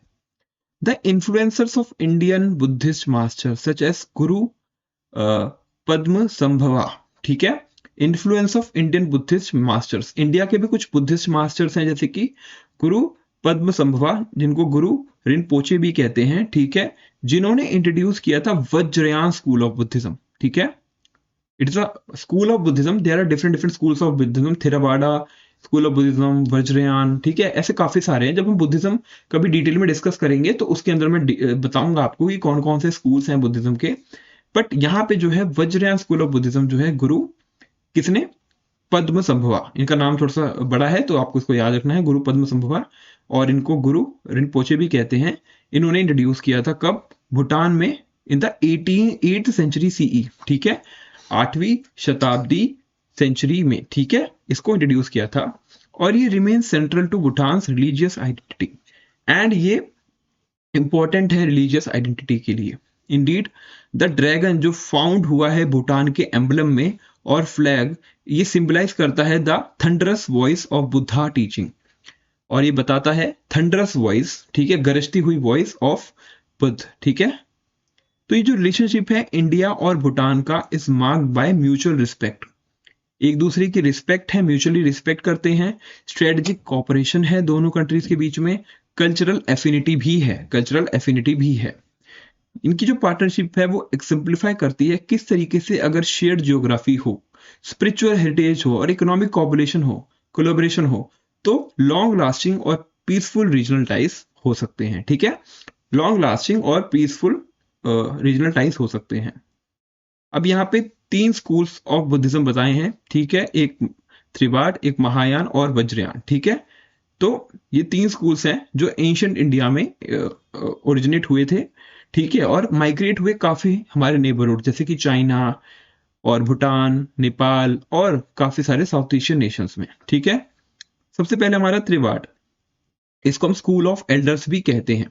त्रिवाद Buddhism is also called the school of elders, और इसने शेप कब ली थी? अराउंड 3rd सेंचुरी सीई में। ठीक है, ये कंसिडर किया जाता है closest to Buddha's original teachings, यानी त्रिवाद जो है ओरिजिनल टीचिंग्स ऑफ बुद्धा बताता है। ठीक है, और इसके जो फॉलोअर्स हैं वो आजकल श्रीलंका और साउथ ईस्ट एशिया में ज्यादा है, जैसे कि थाईलैंड और म्यांमार में। ठीक है, सेकंड स्कूल है हमारा महायान, और ग्रेट व्हीकल भी कहते हैं इसको, and came around 1st century BCE. ये 1st सेंचुरी बीसीई में, यानी त्रिवाद के पहले नहीं, त्रिवाद पहले आया था फिर महायान आया था।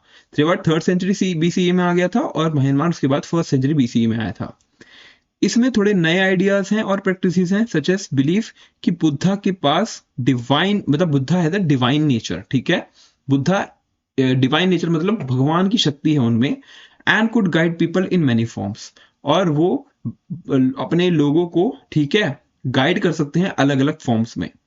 तो ये जो स्कूल है ट्रेवल करता है टू सेवरल कंट्रीज। ठीक है, जैसे कि China, Japan, Korea, where several sub school जैसे कि Zen Buddhism also emerge on the way. ठीक है, इसके साथ साथ ज़ेन बुद्धिज्म भी एमर्ज हुआ है, ओके, इन चाइना। थर्ड हमारा जो स्कूल है बुद्धिज्म का वो है वज्रयान, यानी कि diamond vehicle, also generally known as Tantric Buddhism. ठीक है, इसको हम तांत्रिक बुद्धिज्म के नाम से भी जानते हैं, और ये 6th सेंचुरी सीई के अंदर आया, काफी बाद में जाके आया। As an extension of Mahayana. तो महायान का एक एक्सटेंशन था ये एम्फेसाइज करता है स्पेशल टेक्निक्स और सीक्रेट टीचिंग्स, जैसे कि मंत्र का इस्तेमाल करना, मंडल्स का इस्तेमाल करना, डायग्राम्स बना के, या visualisations of Buddha and the bodhisattvas, यानी उनकी इमेज बनाना या उनका क्या कहना स्टैचू बनाना, उनको कहेंगे बोधिसत्वास। तो जो तिब्बत के बुद्धिज्म है वो इसी स्कूल से ड्राइव हुए हैं अराउंड 7th सेंचुरी सी, यानी नेक्स्ट 100 ईयर्स के बाद, ठीक है। तो इवन टुडे ये जो स्कूल्स हैं बुद्धिज्म के आज आज भी फॉलो होते हैं कुछ parts of India, specially in the Himalayan states. तो चलिए बढ़ते हैं आगे फिर। ये है हमारा tiger nest, a Buddhist monastery perched high on the mountain side overhanging the Paro valley, Bhutan, ठीक है। तो ये कौन सा है? ये हमारा बुद्धिस्ट साइट है, कौन सी? भूटान के अंदर पारो वैली है, ठीक है, वहां पे है ये, और इसका नाम है टाइगर्स नेस्ट। क्या नाम है? टाइगर्स नेस्ट, ठीक है। तो काफी देखो काफी अच्छी लग रही है, बहुत सुंदर लग रही है देखने में, और इतनी हाइट पे भी है तो मजा भी आएगा जाने में, ठीक है। तो आई होप कि आप सब यहाँ पे विजिट करो कभी ना कभी, ठीक है। ओके, तो भूटान जो है वो डेवलप किया है उसने कॉन्सेप्ट ग्रॉस नेशनल हैप्पीनेस का। भूटान वॉज अ कंट्री जिसने GNH, ग्रॉस नेशनल हैप्पीनेस, यानी कि सिर्फ आप डेवलपमेंट को मेजर इस तरीके से मत करो कि इकोनॉमी कितना ग्रो कर रही है। हो सकता है कि इकोनॉमी ग्रो कर रही हो बट वहां के लोग हैप्पी ना हो, खुश ना हो लोग वहां के। तो भूटान ने एक नया कॉन्सेप्ट एमर्ज किया, gross national happiness. Gross national happiness का मतलब कितने लोग, एक इंडेक्स जो मेजर करता है holistic measure of their national progress compared with prevailing concept like GDP। आप इकोनॉमिक कॉन्सेप्ट, अगर इकोनॉमिक ग्रोथ को मेजर करना है तो GDP, ग्रॉस डोमेस्टिक प्रोडक्ट को मेजर करोगे, बट अगर आपको नेशनल हैप्पीनेस, कितने लोग कितने खुश हैं आपकी कंट्री में, तो ग्रॉस नेशनल हैप्पीनेस आपको कैलकुलेट करना पड़ेगा, और इस कॉन्सेप्ट को एमर्ज किया गया है बाय द भूटान, ठीक है। तो दिस इंक्लूड आइडियाज जैसे कि सस्टेनेबिलिटी, कितना सस्टेनेबल हो आप नेचर के साथ, ठीक है, गुड गवर्नेंस, और promotion of culture among others, किस तरीके से आप कल्चर जो है वो लोगों के अंदर प्रमोट करते हो। तो ये जो कंट्री है ये एक्सेस करती है इसकी progress periodically based on this index, okay. Next country है हमारी Myanmar, India's gateway to South East Asia, ठीक है, India's gateway to South East Asia. अगर मेरे पास मैप अभी नहीं है, मैं मैप बना देता हूं आपके लिए, ठीक है। हम ऊपर नॉर्थ का पार्ट ही दिखाएंगे खाली इसमें, ओके गाइस, ठीक है। ये सिक्किम है, ये अरुणाचल है, और ये हमारा इंडिया का ऊपरी पार्ट है। तो ये जो कंट्री है हमारी, ये जो मैंने मार्क करी है यहाँ पे अरुणाचल है, नागालैंड है, मणिपुर है, और मिजोरम है। नागालैंड, अरुणाचल, नागालैंड, मणिपुर, मिजोरम, ठीक है। 4 स्टेट्स हैं म्यांमार को टच करती हैं, ठीक है। ये है म्यांमार, ये भी हमसे हमारी लैंड बॉर्डर शेयर करती है, ठीक है। तो मैंने आपको लोकेशन बता दी कहाँ पे है।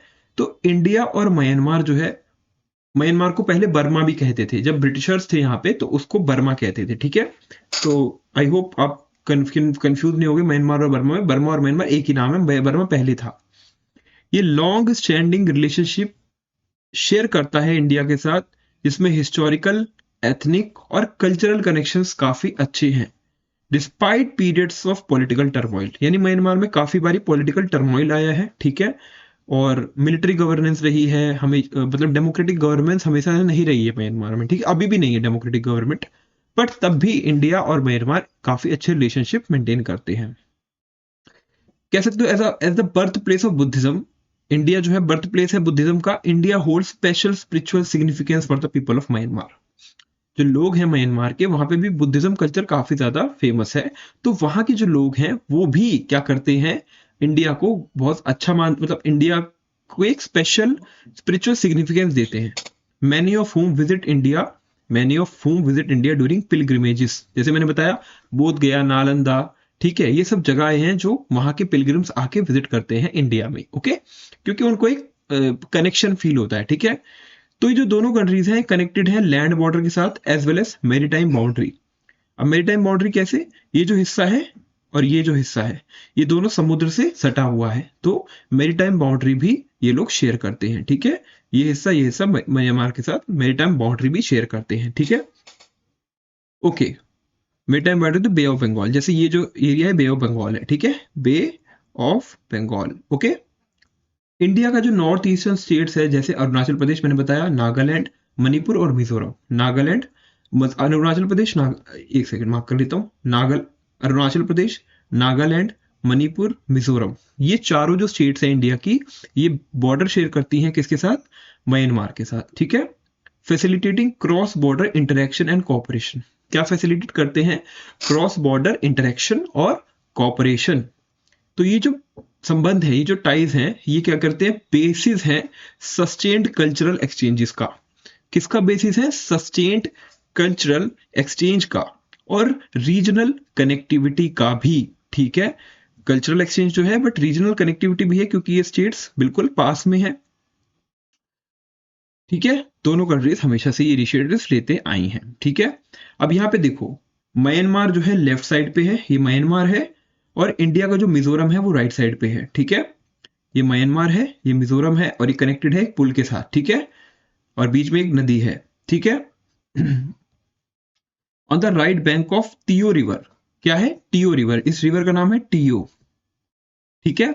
The river forms part of international boundary, तो ये जो है इंटरनेशनल बाउंड्री की तरह काम कर रही है बिटवीन म्यांमार और इंडिया, ठीक है। ये 2008 में पिक्चर ली गई थी, ओके। तो टीओ रिवर आपने देख ली, ठीक है, और काफी सुंदर जगह है, पीछे पहाड़ भी हैं, ठीक है, काफी अच्छा एरिया लग रहा है देखने में। तो कह सकते हो कि जो म्यांमार है वो इंडिया का गेटवे है टू द साउथ ईस्ट, मतलब साउथ ईस्ट में जो बाकी कंट्रीज हैं, थाईलैंड है, वियतनाम है, लाओस है, कंबोडिया है, सिंगापुर, मलेशिया, फिलीपींस, इंडोनेशिया, ये सभी कंट्रीज के थ्रू अगर तरफ जाना है आपको, तो आपको म्यांमार से गुजरना पड़ेगा। तो ये गेटवे है, ठीक है, साउथ ईस्ट का। ये लैंड बॉर्डर क्रॉसिंग एग्रीमेंट किया गया था 2018 में। क्या किया गया था? Land border crossing agreement India और म्यांमार के बीच में। इसमें क्या कहा था कि क्रॉस बॉर्डर मूवमेंट जो है, जो बॉर्डर एरिया पे लोग रहते हैं, वो म्यांमार से इंडिया और इंडिया से म्यांमार मूव कर सकते हैं। क्यों? क्योंकि इससे क्या होगा? ट्रेड बूस्ट होगा, कनेक्टिविटी एनहेंस होगी, और जो पीपल टू पीपल टाइज हैं इंडिया और नॉर्थ ईस्टर्न म्यांमार के, इंडिया नॉर्थ ईस्ट और म्यांमार के साथ, वो भी बढ़ेंगे, ठीक है। तो over the past couple of years, मतलब पिछले काफी सालों से कुछ रेस्ट्रिक्शंस लगाई गई हैं, क्योंकि जो डेमोक्रेटिक गवर्नमेंट को वहां से हटा दिया गया था और मिलिट्री गवर्नेंस जो म्यांमार में भी आ गई है, उसकी वजह से कुछ रेस्ट्रिक्शंस इंडिया ने लगाई हैं, बिकॉज टेररिस्ट मूवमेंट काफी ज्यादा हो गया था, क्रॉस बॉर्डर टेररिस्ट मूवमेंट, ठीक है, और इलीगल एक्टिविटीज की भी काफी ज्यादा बढ़ गई थी, इसलिए कुछ रेस्ट्रिक्शंस लगाई गई हैं on the free movement across the land border on account of conflict in these areas, ठीक है, ओके। ये है आनंद टेम्पल बागान, ठीक है। A few years ago India ने हेल्प किया था रिस्टोर करने में Ananda temple in Bagan, among others that have been damaged by earthquakes, जो कि डैमेज हो गए थे बाय द अर्थक्वेक्स, ठीक है। तो India also gifted 16 foot replica of Sarnath statue, एक 16 फुट का सारनाथ का स्टैचू बनवा के भी दिया उनको, ठीक है, Buddha to the Shwedagon pagoda in Yangon Myanmar, ठीक है। तो ये बागान म्यांमार में है जगह, और इंडिया ने भी 16 फुट का सारनाथ स्टैचू ऑफ बुद्धा, एक रेप्लिका उसका, उसके जैसा बना के गिफ्ट किया, ठीक है, टू द श्वेडागोन, इसका नाम थोड़ा कंफ्यूजिंग है, श्वेडागोन पगोडा इन यांगाओ म्यांमार, ठीक है, यांगोन म्यांमार, ओके। ये जो हाईवे है, ये जो हाईवे है नेशनल हाईवे 1, ये क्या है? नेशनल हाईवे 1 है, जो अफगानिस्तान फ्रॉम जारंज टू डेलाराम, ठीक है, अफगानिस्तान फ्रॉम जारारंज टू डेलाराम, ये कनेक्ट करता है Asian highway network AH1, parts of NH44 in India and also parts of Asian highway 1, ठीक है। तो ये कनेक्ट करता है इंडिया का जो नेशनल हाईवे 44 है और एशिया का एशियन हाईवे 1, और अफगानिस्तान का जो हाईवे है उसको कनेक्ट करता है, जैसे मैंने बताया, जरागंज टू डेलाराम, ठीक है, ओके। तो अब बात कर लेते हैं हम अफगानिस्तान की, अ लैंड लॉक्ड नेबर, ठीक है। Afghanistan is a land locked country, ठीक है, अगल बगल समुद्र नहीं है, आसपास सारी कंट्रीज हैं, ओके। तो अफगानिस्तान में भी काफी ज्यादा सिचुएशन खराब है, अभी तालिबान का रूल चल रहा है, तो टर्मोइलिंग सिचुएशन वहां पे भी काफी है, और अफगानिस्तान जो है बिल्कुल पाकिस्तान के बिल्कुल पास है। तो पाकिस्तान ने पहली बात तो पीओके ऑक्यूपाई कर रखा है, पाकिस्तान ऑक्यूपाइड कश्मीर, ठीक है। ये पीओके जो है, ठीक है, उसने इंडिया का कब्जा कर रखा है पाकिस्तान ने। तो ये एकमात्र ऐसा लैंड रूट था जिससे हम अफगानिस्तान से कनेक्टेड थे। बट अब ये रूट जो है पाकिस्तान ने ऑक्यूपाई कर रखा है, तो हम डायरेक्टली अभी अफगानिस्तान के साथ कनेक्ट नहीं है, लैंड बाउंड्री के थ्रू कनेक्टेड नहीं है अफगानिस्तान के साथ, ठीक है। ये चीज हमें पता होनी चाहिए। ऑल्सो अफगानिस्तान एक टर्मोइलिंग सिचुएशन में है, क्योंकि वहां पे अभी तालिबान का रूल है। और ऐसी टर्मोइलिंग सिचुएशन के अंदर क्या होता है, डिप्लोमेटिक रिलेशन मेंटेन करना थोड़ा सा डिफिकल्ट होता है, ठीक है। सो अगर एक रिस्पॉन्सिबल गवर्नमेंट होती है तो ये चीजें इजी होता आती हैं, बट अगर ऐसी फॉर्म ऑफ गवर्नमेंट वहां पे है तो चीजें थोड़ी सी डिफिकल्ट होती हैं। तो अफगानिस्तान क्या है, एक multi ethnic land locked country है साउथ सेंट्रल एशिया में। कहाँ पे, multi ethnic land locked country in the south central Asia. और ये शेयर करती है direct land border with India. देखो मैप के हिसाब से तो हमारे साथ लैंड बॉर्डर डायरेक्ट है, बट जैसे मैंने बताया पाकिस्तान ने पीओके ऑक्यूपाई कर रखा है, तो डायरेक्टली हम वहां नहीं जा सकते, ठीक है। हाउएवर जब क्रिएशन हुआ था पाकिस्तान का 1947 में, तो उसने कॉम्प्लिकेट कर दिए थे access between the two countries. Despite these geopolitical challenges, India और Afghanistan have by and large maintained close and friendly ties, ठीक है, in shared history and culture beside significant strategic interest, ठीक है। तो इंडिया और अफगानिस्तान के काफी अच्छे रिलेशंस हैं, ठीक है। और ये जो कनेक्शन है ये एंशियंट टाइम से है, वेयर व्हेन द हिस्टोरिक उत्तर पथ, ठीक है, एक उत्तर पथ था एक दक्षिण पथ था। क्या थे ये ट्रेड रूट्स थे, ठीक है। उत्तर पथ यानी नॉर्थ का, दक्षिण पथ यानी साउथ का। तो ये ट्रेड रूट था जो गंगा प्लेन्स को लिंक करता था सेंट्रल एशिया वाया अफगानिस्तान। यानी अगर सेंट्रल एशिया में जाना है, Uzbekistan, Tajikistan, Kazakhstan, Saudi Arabia, यहाँ जाना है तो आपको अफगानिस्तान के थ्रू जाना पड़ता था। तो उत्तर पथ जो है गंगा प्लेन्स को कनेक्ट करता था सेंट्रल एशिया के साथ वाया अफगानिस्तान। और ये फोस्टर करते थे centuries of exchange in goods, religion, ideas, ठीक है, goods, religion, ideas, okay, stretching from Gandhara, ठीक है, Gandhara, modern Gandhar, through major Indian cities like Takshashila, ठीक है, Varanasi, Pataliputra. This cultural super highway enabled the flow of Buddhism, Hinduism, art and philosophy, ठीक है। तो इस उत्तर पथ के थ्रू क्या होता था, जो मॉडर्न सेंटर्स ऑफ एजुकेशन है जैसे कि तक्षशिला, वाराणसी, पाटलिपुत्र, ये कनेक्ट होते थे विद द अफगानिस्तान, ठीक है, गांधार, ठीक है, जिसको हम कांधार भी कहते हैं। और गुड्स का, रिलीजन का ट्रेड तो होता ही था, उसके साथ साथ बुद्धिज्म, हिंदुइज्म, आर्ट और फिलोसफी जैसी चीजें भी एक्सचेंज होती थी। Before the spread of Islam in the 7th century CE, जब 7th सेंचुरी सीई में इस्लामिज्म बहुत ज्यादा प्रचलन में आया था, पर उसके पहले अफगानिस्तान एक थ्राइविंग सेंटर था बुद्धिस्ट और हिंदू कल्चर का। यानी वहां पे बुद्धिस्ट और हिंदू कल्चर बहुत ज्यादा प्रोमिनेंट था। बट 7th सेंचुरी सीई में इस्लाम वहां पे कह सकते हो स्प्रेड हो गया।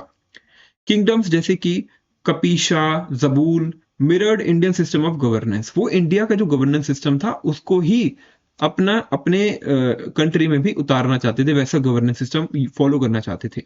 द गिगेंटिक बुद्धास ऑफ बामिया, बामिया बुद्धा भी कहते हैं इनको, वहां पे एक जगह है बामिया अफगानिस्तान में, वहां पे इन्होंने बुद्धा की बहुत बड़ी बड़ी मूर्तियां बनाई थी, ठीक है। कहाँ पे, अफगान क्लिफ्स में, अफगान के जो पहाड़ थे वहां पे, ठीक है। Stood as powerful symbol of Mahayana Buddhism, ठीक है। महायान बुद्धिज्म एक फिलोसफी जिसमें हम बुद्धा की जो है मूर्ति की फॉर्म में पूजा करते हैं, ठीक है, मूर्ति की फॉर्म में, त्रिवाड़ वाले में नहीं करते, वहां पे सिर्फ टीचिंग्स को मानते हैं, बट यहाँ पे हम बुद्धा की मूर्तियों की पूजा करते हैं। तो मूर्ति बनाई गई थी जो डिपिक्ट करती है महायान फॉर्म ऑफ बुद्धिज्म, ठीक है, रिफ्लेक्ट करती है deep civilisational ties between the two reasons. क्या करती है, डीप सिविलाइजेशनल टाइज दर्शाती है। Sadly they were destroyed in 2000 by the terrorist groups, ठीक है, 2001 में इसको डिस्ट्रॉय कर दिया गया था by the terrorist group. So in the recent decades, India और Afghanistan have continued to share strong people-to-people ties. India और अफगानिस्तान के पिछले कुछ दशकों से इंडिया और अफगानिस्तान के जो पीपल टू पीपल टाइज हैं वो काफी अच्छे हैं, ठीक है। और इंडिया जो है एजुकेशन में भी और हेल्थ केयर, मतलब education, health care, infrastructure development में अफगानिस्तान को सपोर्ट भी कर रहा है। और कंस्ट्रक्ट कर रहा है अफगान का parliament building and the Zaranj Delaram highway भी, जो अभी हमने फोटो देखी, जरांज दिलरम हाईवे, ठीक है, जो जरांज को दिलरम से कनेक्ट करता है अफगानिस्तान में, वो हाईवे डेवलप करने में भी इंडिया ने अफगानिस्तान की मदद की है, ठीक है। ओके, तो ये जो सारे इनिशिएटिव्स हैं, डिस्पाइट अप्स एंड डाउन्स, ये रिफ्लेक्ट करते हैं wish to build long shared history of friendship. क्या? Long shared history of friendship and mutual respect, ठीक है। तो इंडिया और अफगानिस्तान का रिलेशन भी हमने देख लिया, ठीक है। अब हमने लैंड बॉर्डर्स के सारे जो कंट्रीज हैं उनके जो रिलेशंस हैं हमारे साथ, वो हमने ऑलरेडी कवर कर लिए। अब हम बात करेंगे इंडिया के मैरीटाइम नेबर्स की, इंडिया के मैरीटाइम नेबर्स की। तो from a few centuries BCE, ठीक है, फ्यू सेंचुरीज बीसीई के दौरान जो इंडिया के ट्रेडर्स थे वो सेल कर रहे थे, पानी के अंदर मूव कर रहे थे to the South East Asian countries in search of gold and other valuable resources. उनको क्या तलाश थी? गोल्ड की तलाश थी और काफी सारे अदर वैल्यूएबल की तलाश थी। इसलिए इंडिया के जो ट्रेडर्स थे वो पानी के थ्रू, पानी के रास्ते जा रहे थे साउथ ईस्ट एशिया में, जैसे कि इंडोनेशिया, लाओस, कंबोडिया, वियतनाम, ये सारे साउथ ईस्ट एशियन कंट्रीज हैं, ठीक है। और ये फ्रीक्वेंटली विजिट करते थे जावा और सुमात्रा के आइलैंड में, ठीक है। तो जावा और सुमात्रा जो है कहाँ पे? इंडोनेशिया में, ठीक है। अगर मैं मैप बनाऊं इंडिया का, ठीक है, तो ये जो है हिस्सा, ठीक है, ये जो हिस्सा है, ठीक है, ये हमारा, ये जो है, ये है हमारा इंडोनेशिया, ठीक है, ये है हमारा इंडोनेशिया। तीन आइलैंड्स, तीन चार आइलैंड्स हैं यहाँ पे, जावा, सुमात्रा, बाली, ठीक है, और मलया, ठीक है। So much that these places came to be known as Swarna Bhumi. तो इन जगहों को हम स्वर्ण भूमि, गोल्डन लैंड के नाम से भी जानते हैं, बिकॉज यहाँ पे काफी ज्यादा गोल्ड की अवेलेबिलिटी थी। क्या थी? गोल्ड की अवेलेबिलिटी काफी ज्यादा थी। और सुवर्ण द्वीप, स्वर्ण द्वीप भी कहते थे या गोल्डन आइलैंड भी कहते थे। But let us start closer to home, ठीक है, और चीज देखते हैं, ठीक है। ओके, तो यहाँ पे हमारे पे स्वर्ण भूमि है, एक बार देख लेते हैं, बट यहाँ पे कुछ इंफॉर्मेशन लिखी है, उसको भी एक बार देख लेते हैं। तो मैंने काफी सारे नेशंस हैं इंडिया के नेबरहुड में came together in 1985 to form an association called SAARC. SAARC का फुल फॉर्म है South Asian Association for Regional Cooperation, South Asian Association for Regional Cooperation. तो इंडिया की जो नेबरहुड कंट्रीज हैं वो साथ मिली और 1985 में उन्होंने ये एसोसिएशन बनाई, सार्क, ठीक है। क्या करने के लिए? In order to promote mutual respect, एक mutual interest, in order to promote mutual interest, यानी एक कंट्री का इंटरेस्ट दूसरी कंट्री के इंटरेस्ट से कोलैबोरेट करे, ठीक है, कोऑपरेट करे। Socio cultural and economic progress, ठीक है, इन सब फील्ड्स में एक्सेल करने के लिए ये कह सकते हो ऑर्गेनाइजेशन, एसोसिएशन बनाई गई। तो इसमें कौन कौन है? अफगानिस्तान, बांग्लादेश, भूटान, इंडिया, मालदीव्स, नेपाल, पाकिस्तान, श्रीलंका, ये जो है सार्क के मेंबर्स हैं। कौन कौन? जो भी लैंड बाउंड्री शेयर करते हैं, ठीक है, along with maritime neighbour Sri Lanka, ठीक है। तो अफगानिस्तान, बांग्लादेश, भूटान, मालदीव्स और श्रीलंका जो है मैरीटाइम नेबर है, ठीक है, और नेपाल, पाकिस्तान, ठीक है, बांग्लादेश भी है इसमें, ओके, इसमें भूटान भी है, सब है इसमें, सारे हैं, ठीक है। सो सार्क ने एम करा कि वो शेयर करेगा रिसोर्सेज को, क्या करेगा? रिसोर्सेज को in development in science, education, health and other areas. यानी वो कंट्रीज जो अच्छी हैं, जिनके पास पैसा है, वो दूसरी कंट्री में डेवलप करेंगी, साइंस में, एजुकेशन में, हेल्थ में और अदर एरियाज में हेल्प करेंगी, और उसके बदले में इकोनॉमिकली कॉपरेट करेगी दूसरी कंट्री, ठीक है। हाउएवर पॉलिटिकल टेंशंस अमंग सम मेंबर, जैसे कि पाकिस्तान में, अफगानिस्तान में, चाइना में पॉलिटिकल टेंशंस रहती हैं। सार्क की जो फंक्शनिंग है हमेशा से डिसरप्ट होती रही है, ठीक है, हमेशा से डिसरप्ट होती रही है। Several more such regional groups of Nations centred on the Indian ocean exist for other specific purposes. और भी ऐसे रीजन है, आसियान है, G20 है, ठीक है, और भी काफी सारे हैं, ब्रिक्स है जो, जिसमें इंडिया मेंबर है, ये सारी भी एसोसिएशंस हैं, ठीक है, अलग अलग association different different other countries हैं और उनका पर्पस कुछ और है, ठीक है। तो सबसे पहला जो इंडिया का मैरीटाइम नेबर है वो है हमारा श्रीलंका। कौन है इंडिया का सबसे पहला मैरीटाइम नेबर? वो है हमारा श्रीलंका। ये एक आइलैंड नेशन है। आइलैंड मैंने बताया, जब चारों तरफ से पानी से घिरा हो उसको आइलैंड कहते हैं, ठीक है। तो it is an island nation और ये लोकेटेड है south east of India. Map में देखा जाए तो ये रहा हमारा श्रीलंका, ठीक है, ये रहा हमारा श्रीलंका जो चारों तरफ से पानी से घिरा है।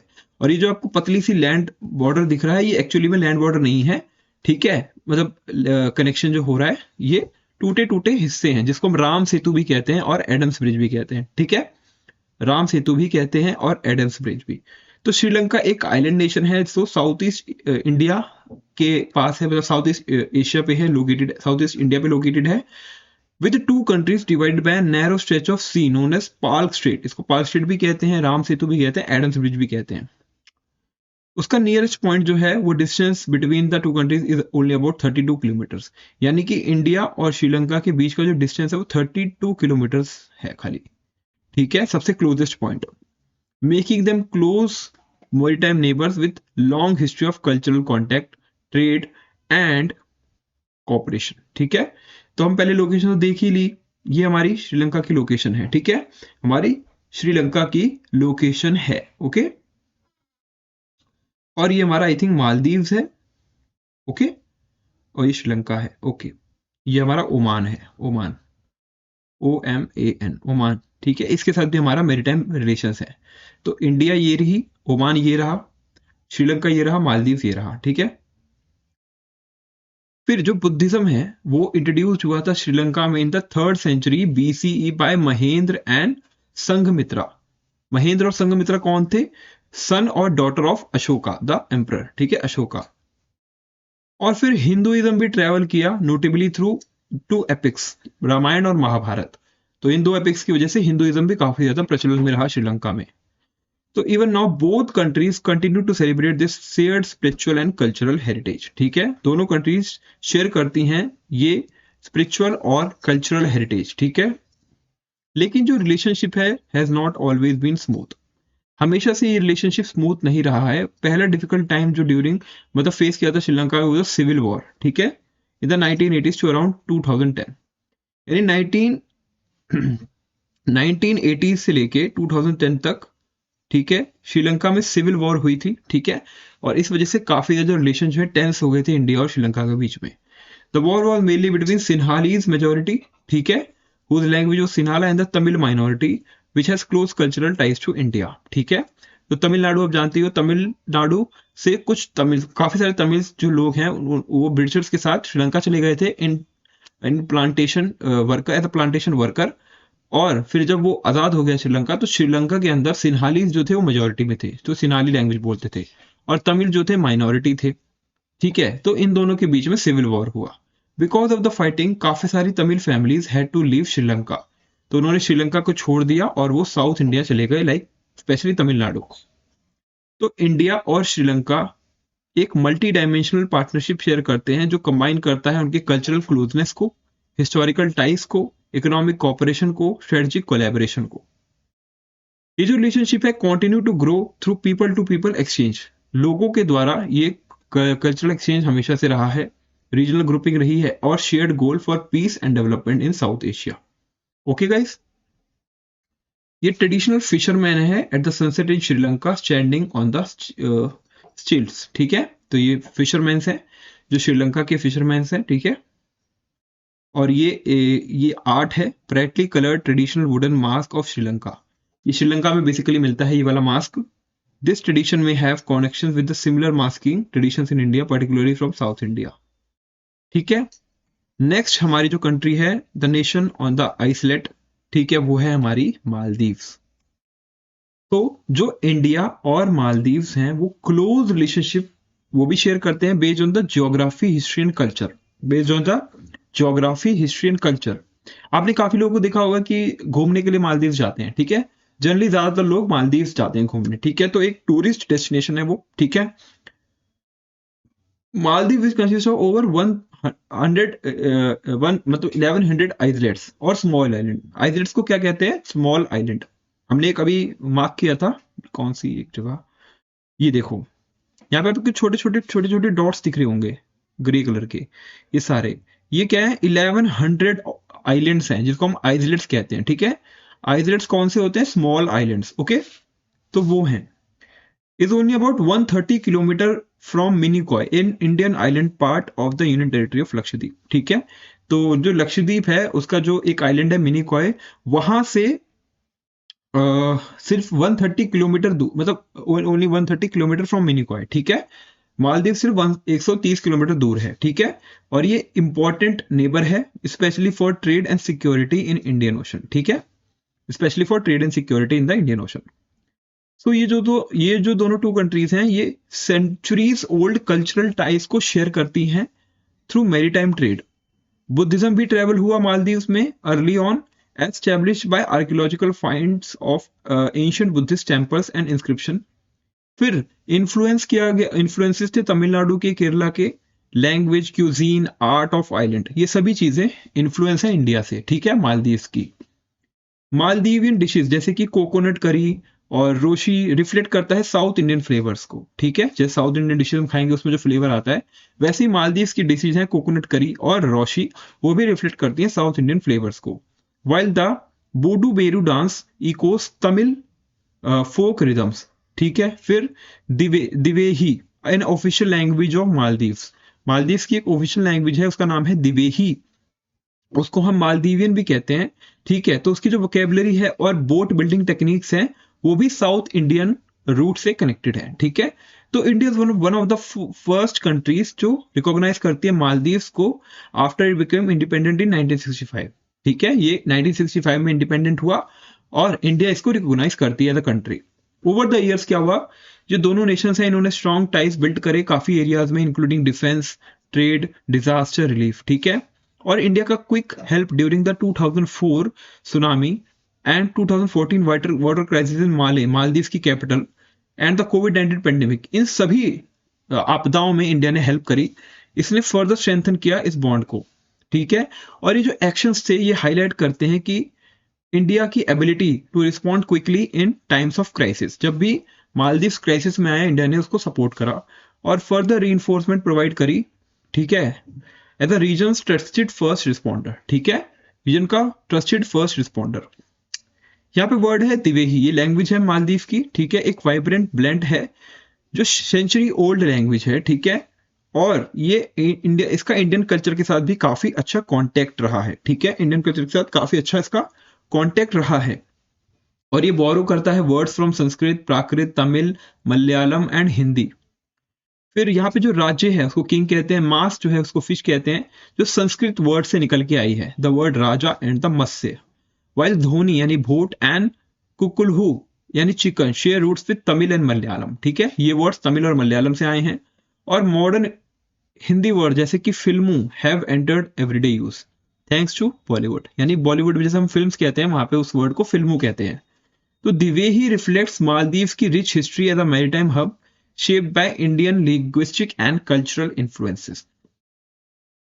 So, एक आइलैंड नेशन के तौर पे मालदीव एक हाईली वल्नरेबल भी है to the effects of climate change, क्योंकि क्लाइमेट चेंज हो रहा है तो मालदीव्स को इससे भी काफी ज्यादा इफेक्ट हो रहा है, क्योंकि जैसे जैसे राइज हो रहा है सी लेवल में, मालदीव्स की ज्यादातर जो आइलैंड्स है वो पानी के नीचे डूब रहे हैं। ठीक है, which could reach to 1 metre by the end of the century, partly submerged many of its island. ठीक है, काफी सारे आइलैंड्स डूब चुके हैं।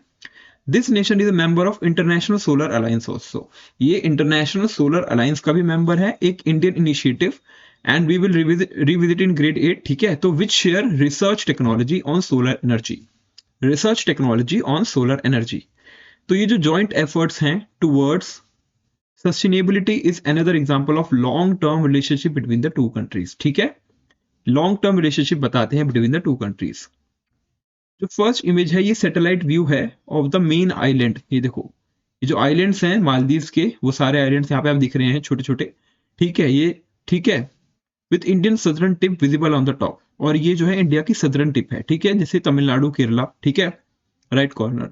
To draw attention to the danger of rising sea level owing to the global warming, the Maldives president and the cabinet minister held in 2009 a meeting underwater depth of 4 meter below the surface. तो 4 metre below the सबसे surface ये meeting held हुई थी। ठीक है, 2009 में, ताकि वो बता पाए जो वाटर, मतलब जो सी लेवल राइज है जिससे आइलैंड डूब रहे हैं। ठीक है, ठीक है, हम बढ़ते हैं आगे। अब आता है फ्रॉम द्वारका टू द्वारावती, ठीक है, Dwarka to Dwaravati and Ayodhya to Ayodhya, ठीक है, Dwarka to Dwaravati and Ayodhya to Ayodhya, ठीक है, थोड़ा सा कंफ्यूजिंग नेम है, कोई बात नहीं। तो अब बात कर रहे हैं थाईलैंड की। तो इंडिया और थाईलैंड जो है क्लोजली लिंक है थ्रू मैरीटाइम, ठीक है। थाईलैंड आपने काफी बार नेम सुना होगा, इंडिया और थाईलैंड का काफी अच्छा लिंक है। काफी सारे लोग इंडिया से थाईलैंड जाते हैं घूमने के लिए, टूरिस्ट पर्पस के लिए। तो इंडिया और थाईलैंड के काफी ज्यादा क्लोजली लिंक है through maritime routes and regional geography.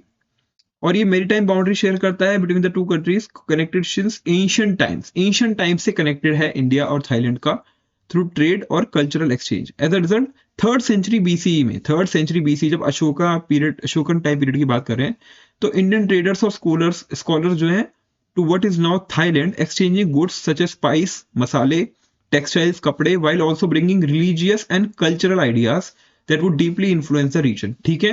तो ये सारी चीजें इंडिया और थाईलैंड के बीच में होती थी।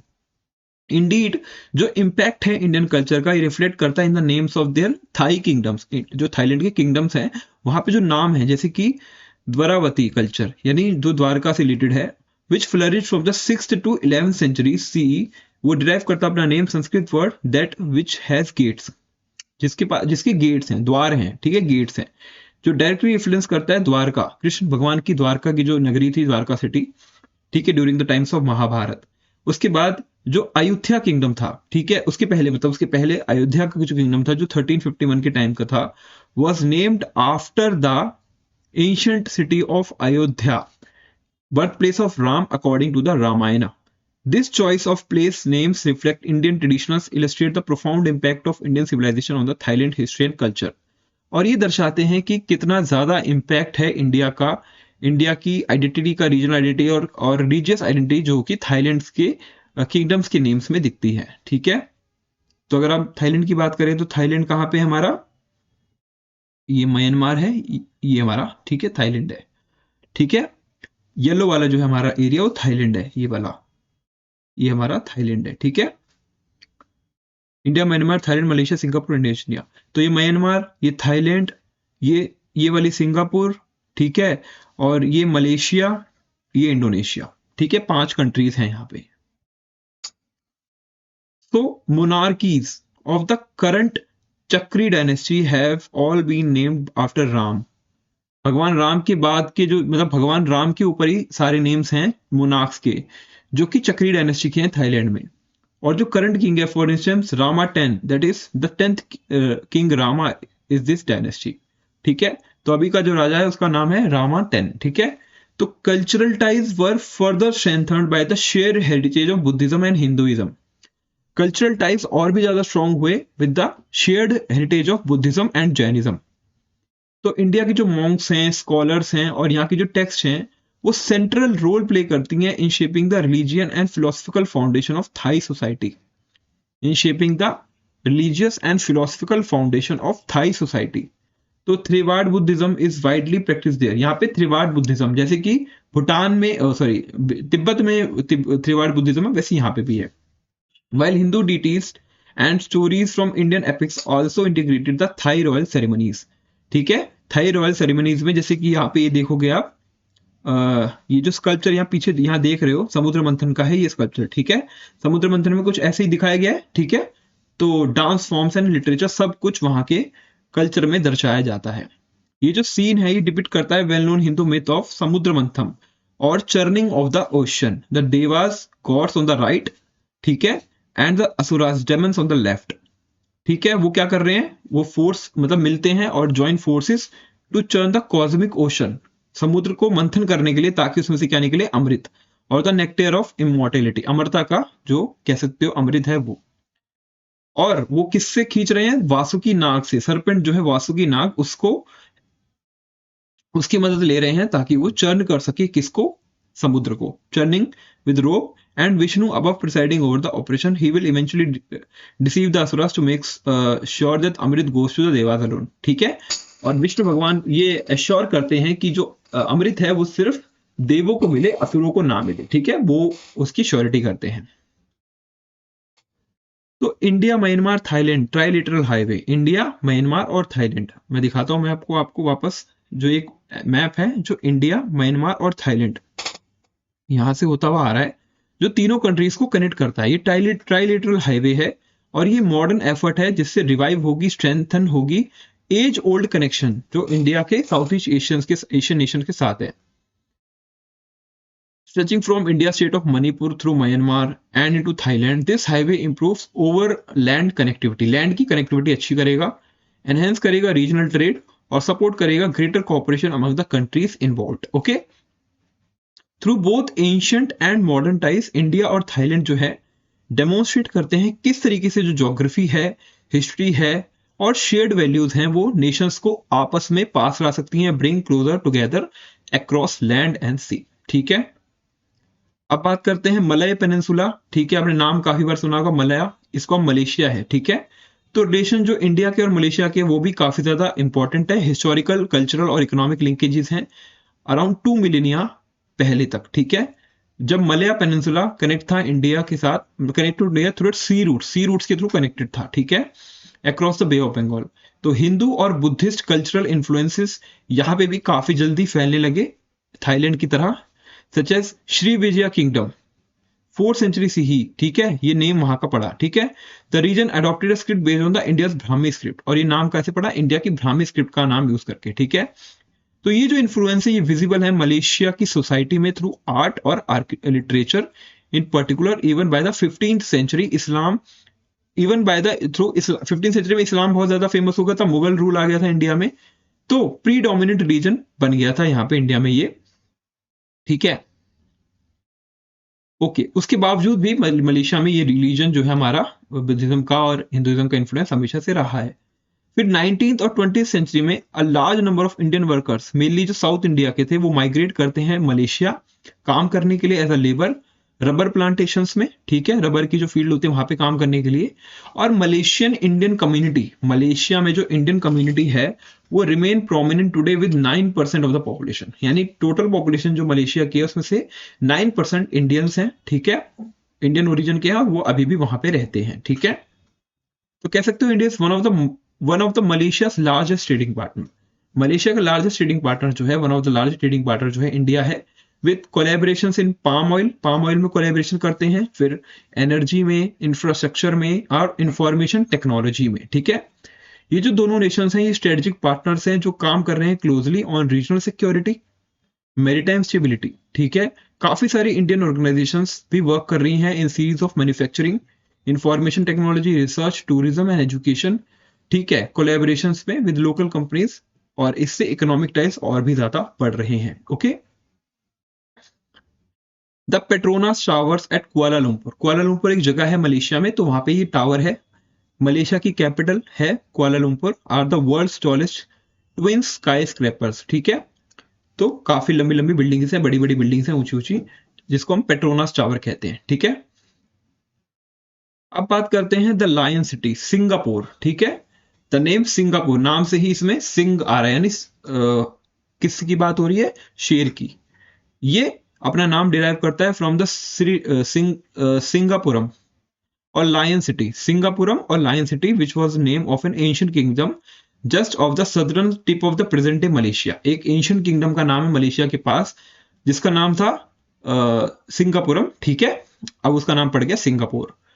थाईलैंड की तरह, मलेशिया की तरह, it had also cultural and commercial ties with India. इसके भी कल्चरल और कमर्शियल टाइज हैं इंडिया के साथ, और बुद्धिस्ट मॉन्क्स और ट्रेडर्स विजिट करते हैं इस रीजन को काफी सेंचुरीज पहले। ठीक है, आफ्टर मैनी फ्लक्चुएशन सिंगापुर जो है बन गई थी ब्रिटिश की कॉलोनी। ठीक है, then as a part of Malaysia eventually separate हो गई थी इन द 1965। ओके, मलेशिया से 1965 में सेपरेट हो गई थी और इस एक इंडिपेंडेंट कंट्री बन गई थी सिंगापुर। ओके, तो ये इनका बोर्ड है, signage of Singapore, 4 official language, English, फिर हमारी क्या है, मैंडरिन। ठीक है, फिर हमारी तमिल भी है यहाँ पे और मलया भी है, 4 लैंग्वेज है यहाँ पे। ठीक है, तो seeing that Tamil is one of the Singapore official language, seeing that Tamil is one of the Singapore official language. ठीक है, so Singapore has served as a benchmark for urban planning and maintenance. Singapore ने serve किया as a benchmark for urban planning and maintenance, और यहाँ के जो citizen है वो काफी इंपॉर्टेंट रोल प्ले करते हैं इन कीपिंग द स्ट्रीट्स यानी यहाँ की जो गलियां हैं उनको साफ सुथरा रखने में, लिटर फ्री। ये हेल्प करते हैं that anyone found throwing garbage on the street disrespecting traffic rules और indulge in jaywalking will be fined heavily. कोई भी रूल तोड़ता है, गंदगी फैलाता है, और ठीक है, और कोई भी जे वॉकिंग मतलब कि जो फुटपाथ पे वॉक कर रहे हैं पेडेस्ट्रियंस और वो रूल्स को फॉलो नहीं कर रहे, तो कोई भी ऐसा पर्सन अगर दिखता है तो उसको हेविली फाइन भरना पड़ेगा। ये वहां के रूल्स हैं, ठीक है।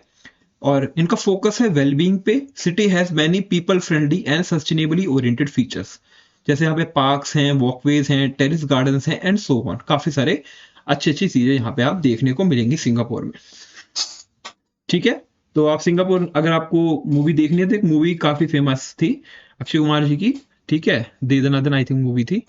तो उसमें आई थिंक उन्होंने ये सिंगापुर के ऊपर ही मूवी, मतलब सिंगापुर में ही शूट की गई थी, तो काफी अच्छी थी। तो सिंगापुर का जो कॉन्टेक्ट है इंडिया के साथ वो काफी ज्यादा वाइब्रेंट है in several areas. In recent years ये island nation has become one of the largest foreign investor in India, ठीक है।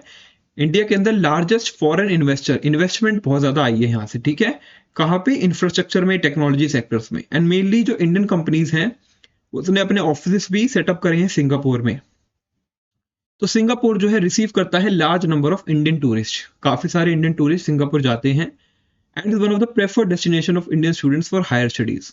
और काफी सारे इंडियन स्टूडेंट्स सिंगापुर जाते हैं फॉर स्टडी पर्पस, ठीक है। तो इंडिया का जो प्रेजेंस है also remain visible in cultural areas, ठीक है। कल्चरल एरियाज में भी इंडिया का प्रेजेंस काफी ज्यादा है, जैसे कि आर्ट हो गया, क्यूजीन यानी वहां पे खाना जो हो गया, और रिलीजन जैसे कि Buddhism being currently the most widely practice religion. कह सकते हैं एथनिकली 9% जो सिंगापोरियन रेजिडेंट्स हैं वो इंडियन ओरिजिन के हैं। 9% जो सिंगापोरियन रेजिडेंट्स हैं वो इंडियन ओरिजिन के हैं, and many of home live in area of Singapore called little India, ठीक है। इसको लिटिल इंडिया भी कहते हैं क्योंकि काफी ज्यादा इंडिया की population, 9% of the Singaporean people are Indian origin, ठीक है। नेक्स्ट कंट्री है हमारी इंडोनेशियन आर्किपेलागो। आर्किपेलागो मतलब ग्रुप ऑफ आइलैंड्स, ठीक है। तो इंडोनेशिया और इंडिया, ठीक है, separate by the Bay of Bengal and the Andaman sea, close maritime boundaries, neighbours हैं ये भी। इंडोनेशिया भी हमारा क्लोज मेरीटाइम नेबर है, और इसके साथ भी काफी लॉन्ग हिस्ट्री है, कल्चरल, रिलीजियस और कमर्शियल एक्सचेंज हुए हैं। इंडोनेशिया जो है एक सिंगल मास नहीं है, सिंगल लैंड मास नहीं है, ये एक्चुअली आर्किपेलागो है, that is an extensive group of islands. जैसे मैंने बोला ग्रुप ऑफ आइलैंड्स है, 4 आइलैंड्स है इंडोनेशिया में, बाली, सुमात्रा, जावा, आई थिंक 3 है, ठीक है। In this case several large islands, मतलब छोटे छोटे भी है ना, तो 17,000 छोटे छोटे भी हैं, ठीक है। मेजर बड़े बड़े 3 के अराउंड है, ठीक है। ये जो दोनों नेबर्स हैं इनकी लिगेसी है काफी सालों से ट्रेड में और सोशो कल्चरल इंटरेक्शन में, that dates back to early maritime trade between Indian kingdoms and the large islands of Java and Sumatra, ठीक है, ओवर 2000 ईयर्स अगो, 2000 साल पहले तक के। कोलेबरेशंस हुए हैं बिटवीन इंडिया और उसके Asian university of Nalanda, India की जो एशियन यूनिवर्सिटी है नालंदा, और इंडोनेशिया की जो एशियन यूनिवर्सिटी है मुआरा जम्बी टेम्पल कॉम्प्लेक्स। इन दोनों के काफी क्लोज कल्चरल लिंक्स हैं काफी पहले से, ठीक है। और ये और स्ट्रेंथन हो गए एज अ बॉन्ड, ठीक है। लेटर इस्लाम जो है ट्रेवल किया इंडोनेशिया में from the shores of India, ठीक है। तो ये जो मंदिर, ये जो हमारा मंदिर है, ये है mandala shaped mandala shaped Borobudur stupa. Mandala shaped Borobudur stupa world का लार्जेस्ट बुद्धिस्ट मॉन्यूमेंट है, ठीक है। ये जगह इंडोनेशिया में है ये। तो ये जो शेयर्ड हिस्ट्री और कल्चर है और विजन फॉर द फ्यूचर है, इसने सिग्निफिकेंट रोल प्ले करा है इन एक्सपेंडिंग द बायलेटरल रिलेशंस, ठीक है। दोनों कंट्री के बीच के जो रिलेशंस हैं उनको एक्सपेंड करने में काफी ज्यादा हेल्प किया है। आज के टाइम पे इंडिया और इंडोनेशिया ने काफी अच्छे से क्लोजली वर्क करा है इन रीजनल ग्रुप्स, जिससे peace, trade, sustainable development Indo Pacific region में प्रमोट हो रहा है। फिर strategic cooperation have also grown strongly, ठीक है। स्ट्रेटेजिक कोऑपरेशन काफी ज्यादा बड़ा है, स्पेशली इन द एरिया जैसे कि maritime security, defence and disaster relief. तो दोनों ही कंट्रीज की काफी बड़ी बड़ी कोस्ट लाइन्स हैं, लार्ज कोस्ट लाइन्स, और शेयर्ड कंसर्न्स भी हैं अबाउट पायरेसी, यानी ये सब चीजों को रोकना उनको भी है, हमें भी है, जैसे क्लाइमेट चेंज, पायरेसी, और सी को प्रोटेक्ट करना, सी लेन्स को प्रोटेक्ट करना, जिससे जो पार्टनरशिप है वो इक्वली इंपॉर्टेंट हो जाती है दोनों कंट्रीज के बीच में। तो टुगेदर इंडिया और इंडोनेशिया शो करते हैं how to ancient civilization can build strong forward looking partnership जो कि रूटेड है shared values and mutual respect में। ठीक है, एक स्तूपा क्या होता है? Stupa is a Buddhist shrine. ठीक है, इस तरीके से कुछ बनाया जाता है स्तूपा, जो एक तरीके से रेप्लिका है बुद्धा का, बुद्धा की टीचिंग का रेप्लिका बनाते हैं, बुद्धिस्ट श्राइन है, और यहाँ पे आके लोग बैठते हैं और बुद्धा की टीचिंग्स को पढ़ते हैं। ठीक है, often build in a shape of a dome, जैसे मैंने बताया डोम का शेप है। ठीक है, ये डोम है। दैट कीप्स सेक्रेड रिलिक्स, यहाँ पे एक जगह होती है बीच में ऐसे, और यहाँ पे बुद्धा के रिलिक्स, रिलिक्स क्या होते हैं? अस्थियां। ठीक है, बुद्धा की रिलिक्स यहाँ पे रखे जाते हैं, अस्थियां रखी जाती हैं, इधर ऑफ बुद्धा हिमसेल्फ और उनके सीनियर मॉन्क्स जो है उनकी। ठीक है, ठीक है, जो काफी रेवर्ड फिगर्स थे। तो सांची स्तूपा और भरहु स्तूपा जो है हमने टेक्स्ट बुक पार्ट 1 में पढ़ा था, ये भी क्या है? स्तूपा है। तो बोरोबुदुर स्तूपा जो है ये बिल्ट हुआ था in 8th and 9th century CE, is unique not only for its huge dimension, जैसे आपने देखा कितने बड़े एरिया में वो बना हुआ था, वो तो था ही, उसके साथ यहाँ पे क्या आता है? पिरामिडल शेप भी है इन 5 एनॉर्मस प्लेटफॉर्म्स। पिरामिडल शेप देखी थी 5 एनॉर्मस प्लेटफॉर्म्स में, बट ऑल्सो बिकॉज ये हार्बर करता है 500 स्टैचू ऑफ बुद्धा, यहाँ पे 500 स्टैचू हैं बुद्धा के, and many smaller stupas also. तो मोर ओवर ये हाईली ज्योमेट्रिक डिजाइन रेप्लिकेट करता है मंडाला आर्ट को। आपने मंडाला आर्ट अगर देखा होगा तो बिल्कुल वैसा ही बना गया है ये। तो mandala art traditional Hindu, Buddhist and Jain geometric symbols. ठीक है, Hindu, Buddhist and Jaina traditional symbols, geometric symbols जो various rituals and generally symbolize करते हैं एंटायर कॉस्मोस को भी। ओके, ये इंडोनेशियन एक्टर हैं जो परफॉर्म कर रहे हैं रामायण का सीन। ठीक है, रामायण का सीन परफॉर्म कर रहे हैं लोग। तो इंडोनेशिया जो आइलैंड है ये lie in a region that experiences frequent earthquake and volcanic eruptions. Indonesia में काफी बार अर्थक्वेक और वॉल्केनोस आते रहते हैं, जिससे Indonesia is one of the most earthquake prone countries of the world. ठीक है, यहाँ पे बहुत ज्यादा अर्थक्वेक आते हैं। तो 26 दिसंबर 2004 को एक powerful earthquake under the Indian ocean आया, जिसने इंडोनेशिया को काफी ज्यादा इंडोनेशिया में सुनामी ट्रिगर कर दी। ठीक है, जिससे जाइंट ओशन की मतलब बड़ी बड़ी लहरें उड़ के मतलब ओशन की बड़ी बड़ी लहरों के साथ इसने इंडोनेशिया की कोस्ट पे क्या करा? फॉल करा, make countries causing serious damage, और इससे काफी ज्यादा डैमेज हुआ था इंडोनेशिया को। इंडिया के अंदर ही 15,000 लोगों ने अपनी जान गंवाई थी। ठीक है, specially in Tamil Nadu, Kerala and Andaman and Nicobar islands. Across the whole region more than 2 lakh people were killed, और दोनों रीजन की बात करें तो across the region 2 lakh peoples इस सुनामी में मारे गए थे। मतलब अर्थक्वेक आया जिसकी वजह से सुनामी आ गई। सुनामी मतलब तेज ऊंची ऊंची लहरें उठने लगी और उससे काफी लोग मर गए, 2 लाख के अराउंड लोग की डेथ हो गई। तो ये जो डिजास्टर था ये एक्सपोज करता है urgent need for better early warning system. तो अर्ली वार्निंग सिस्टम अच्छे होने चाहिए दोनों ही कंट्रीज में। ठीक है, तो इंडिया ने ज्वाइन किया है इंडोनेशिया, श्रीलंका, थाईलैंड और अदर इंडियन ओशन कंट्रीज के साथ कि वो एक नेटवर्क बनाए सेंसर्स का, जिससे वो सेंस कर पाए पहले से अर्थक्वेक और सुनामीज को सैटेलाइट्स के थ्रू, कम्युनिकेशन लिंक्स के थ्रू। तो Indian tsunami early warning centre Hyderabad में एस्टेब्लिश हुआ। ठीक है, जो हेल्प करता है अलर्ट करने में नॉट ओनली इंडिया बट बाकी की कंट्रीज को भी, पोटेंशियली उनकी लाइफ बचाने में, और ताकि अर्थक्वेक अगर आए तो उनके ओशन फ्लोर को अगर स्ट्राइक करे तो वो पहले से प्रिपेयर रहें। ठीक है, और अपने आप को बचा पाए। फिर हम एक एंशिएंट नेबर की बात करते हैं, वो है ईरान। ठीक है, लेट अस ट्रेवल वेस्टवर्ड, यानी सेंट्रल एशिया की तरफ जाते हैं और इंडिया और ईरान की बात करते हैं। उनकी भी काफी अच्छे क्लोज टाइज, शेयर टाइज हैं ब्रॉन्ज एज के टाइम से। ब्रॉन्ज एज यानी Indian valley, Indus valley civilization के पहले से ही उनके ट्रेड और कल्चरल एक्सचेंजेस चले आ रहे हैं।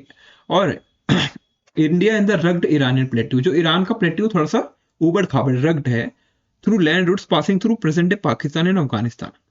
तो ईरान को, अगर आपको ईरान जाना है तो आपको पाकिस्तान, अफगानिस्तान क्रॉस करना पड़ेगा, तब आप ईरान जा पाओगे। ठीक है, तो ये जो है शहीद बेस्ती पोर्ट है चाबहार में, ईरान में, जो कि इंडिया ने डेवलप करा है। ठीक है, ये पोर्ट इंडिया ने मदद करके, हेल्प करके बनवाया है ईरान में। ठीक है, ताकि इंडिया को भी हेल्प मिले इस पोर्ट की।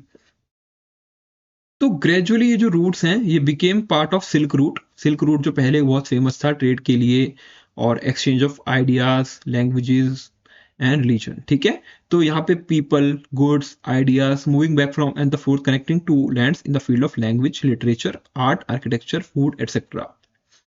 तो sea routes were also used. जो समुद्री रास्ते हैं वो भी इस्तेमाल होते हैं, जैसे कि ईरान के ports with in easy reach of India's west coast, ठीक है। बिकॉज ईरान का जो पोर्ट है, इंडिया का जो पोर्ट है, ज्यादा दूर नहीं है अगर आप मेरीटाइम थ्रू मतलब ओशन के थ्रू ट्रेवल करो तो। इस वजह से काफी अच्छे कल्चरल लिंक्स भी वहां पे हमारे हैं ईरान के साथ। फिर ये जो अवेस्ता है, इंडिया की सेक्रेड टेक्स्ट ऑफ ज़ोरोआस्ट्रियनिज्म, ठीक है, पारसी लोगों का, पारसी लोगों का जो रिलीजन है उसको ज़ोरोआस्ट्रियनिज्म कहते हैं।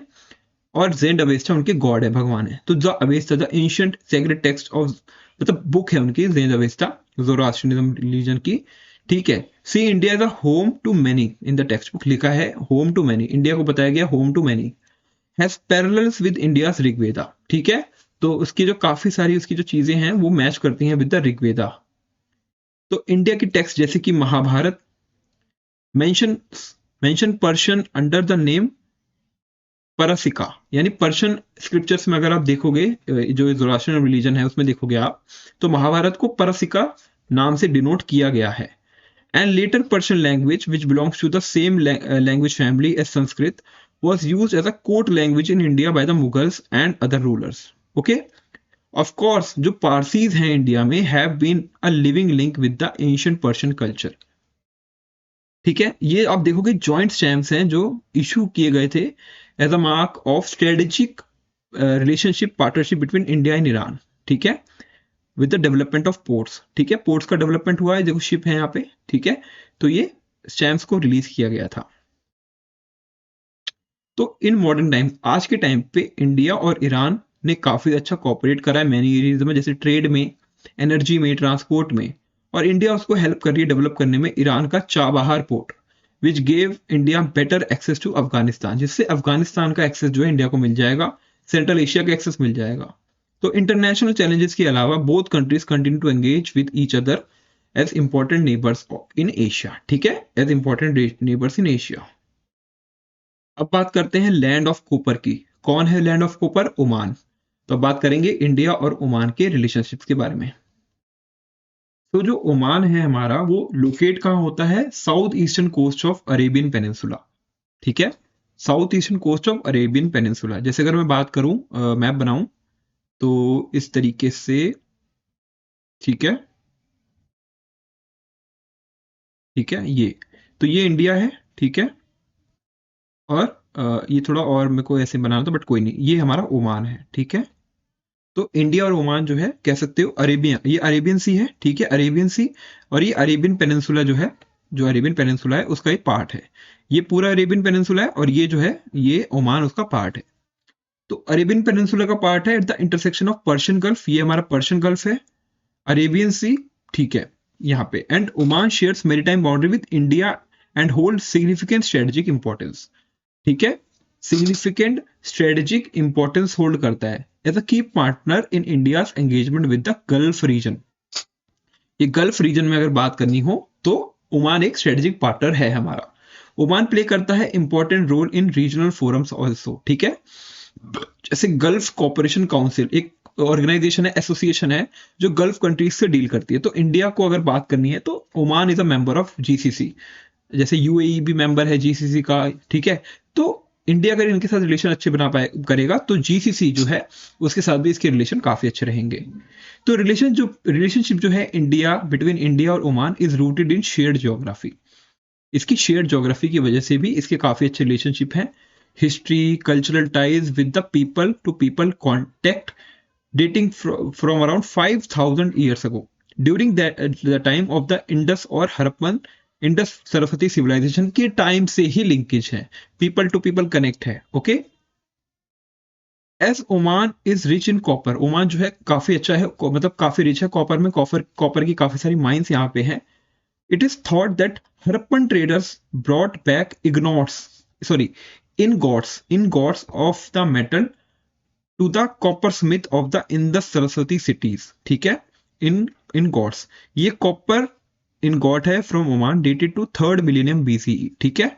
इनगॉट क्या होता है? एक lump or a block of metal, ये ब्लॉक है मेटल का, छोटा सा टुकड़ा है, into a shape convenient for transport and reworking, जो इतनी ऐसी शेप में ताकि आप ट्रांसपोर्ट इजीली कर पाओ, ठीक है।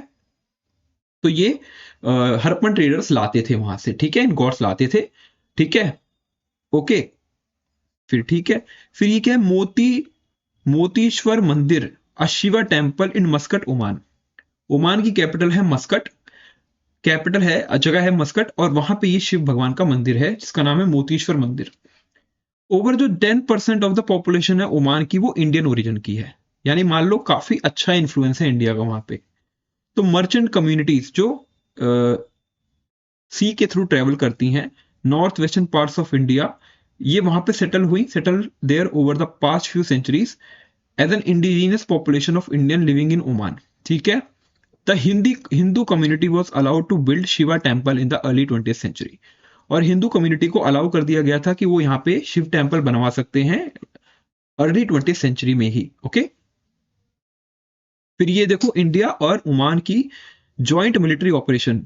ठीक है, ऑपरेशन मतलब एक्सरसाइज हुई थी 2024 में, Indian Oman joint military exercise. ठीक है। ये तो ये दर्शाता है कि हमारे काफी अच्छे लिंक्स हैं ओमान के साथ। Moreover Oman is India closest defence partner in the gulf. Oman जो है इंडिया का क्लोजेस्ट डिफेंस पार्टनर है गल्फ में, being the first in the region जहां पे इंडिया होल्ड करता है joint military exercises with all the 3 arm forces, army, navy और air force. The two countries work together on Indian ocean maritime security. और ये दोनों ही कंट्रीज मिलकर काम करती हैं इंडियन ओशन मेरीटाइम सिक्योरिटी पे। ठीक है। तो इसी के साथ हमने चैप्टर को पूरी तरीके से कंप्लीट कर लिया है, और अगर आपको ये देखना है तो आप थोड़ा सा ये देख सकते हैं। ठीक है, बट हमने बेसिकली सारी चीजें यहाँ पे कवर कर ली हैं, डिटेल में नहीं है। इसके नोट्स जो है मैं आपके साथ शेयर कर दूंगा, और इसके इंपॉर्टेंट क्वेश्चंस, एमसीक्यूज और along with the answers I will share on the Telegram channel, जिसका जो लिंक है वो डिस्क्रिप्शन में है। आप जाइए टेलीग्राम चैनल को ज्वाइन कर लीजिए, और इस वीडियो से रिलेटेड और नेक्स्ट वीडियो से, सारी वीडियो से रिलेटेड अपडेट्स मैं उस चैनल पे देता रहूंगा। तो जल्दी से जाइए उस चैनल को ज्वाइन कर लीजिए, और नोट्स के लिए और क्वेश्चन और आंसर्स के लिए बिल्कुल भी फिक्र मत कीजिएगा, मैं सारी चीजें आपको प्रोवाइड कर दूंगा। ठीक है, जैसे ही हमारा ये सारी चैप्टर्स कवर होते हैं वैसे ही। ठीक है। So I hope you like the video, और वीडियो काफी लंबा था बट आप बने रहे, उसके लिए थैंक यू। आपने पूरा वीडियो देखा, thank you so much for that. And ऐसे ही वीडियोस देखते रहिए, लाइक करिए, सब्सक्राइब करिए चैनल को, अपने फ्रेंड्स के साथ शेयर भी कीजिए। ठीक है। So thank you so much for watching the video. Bye guys.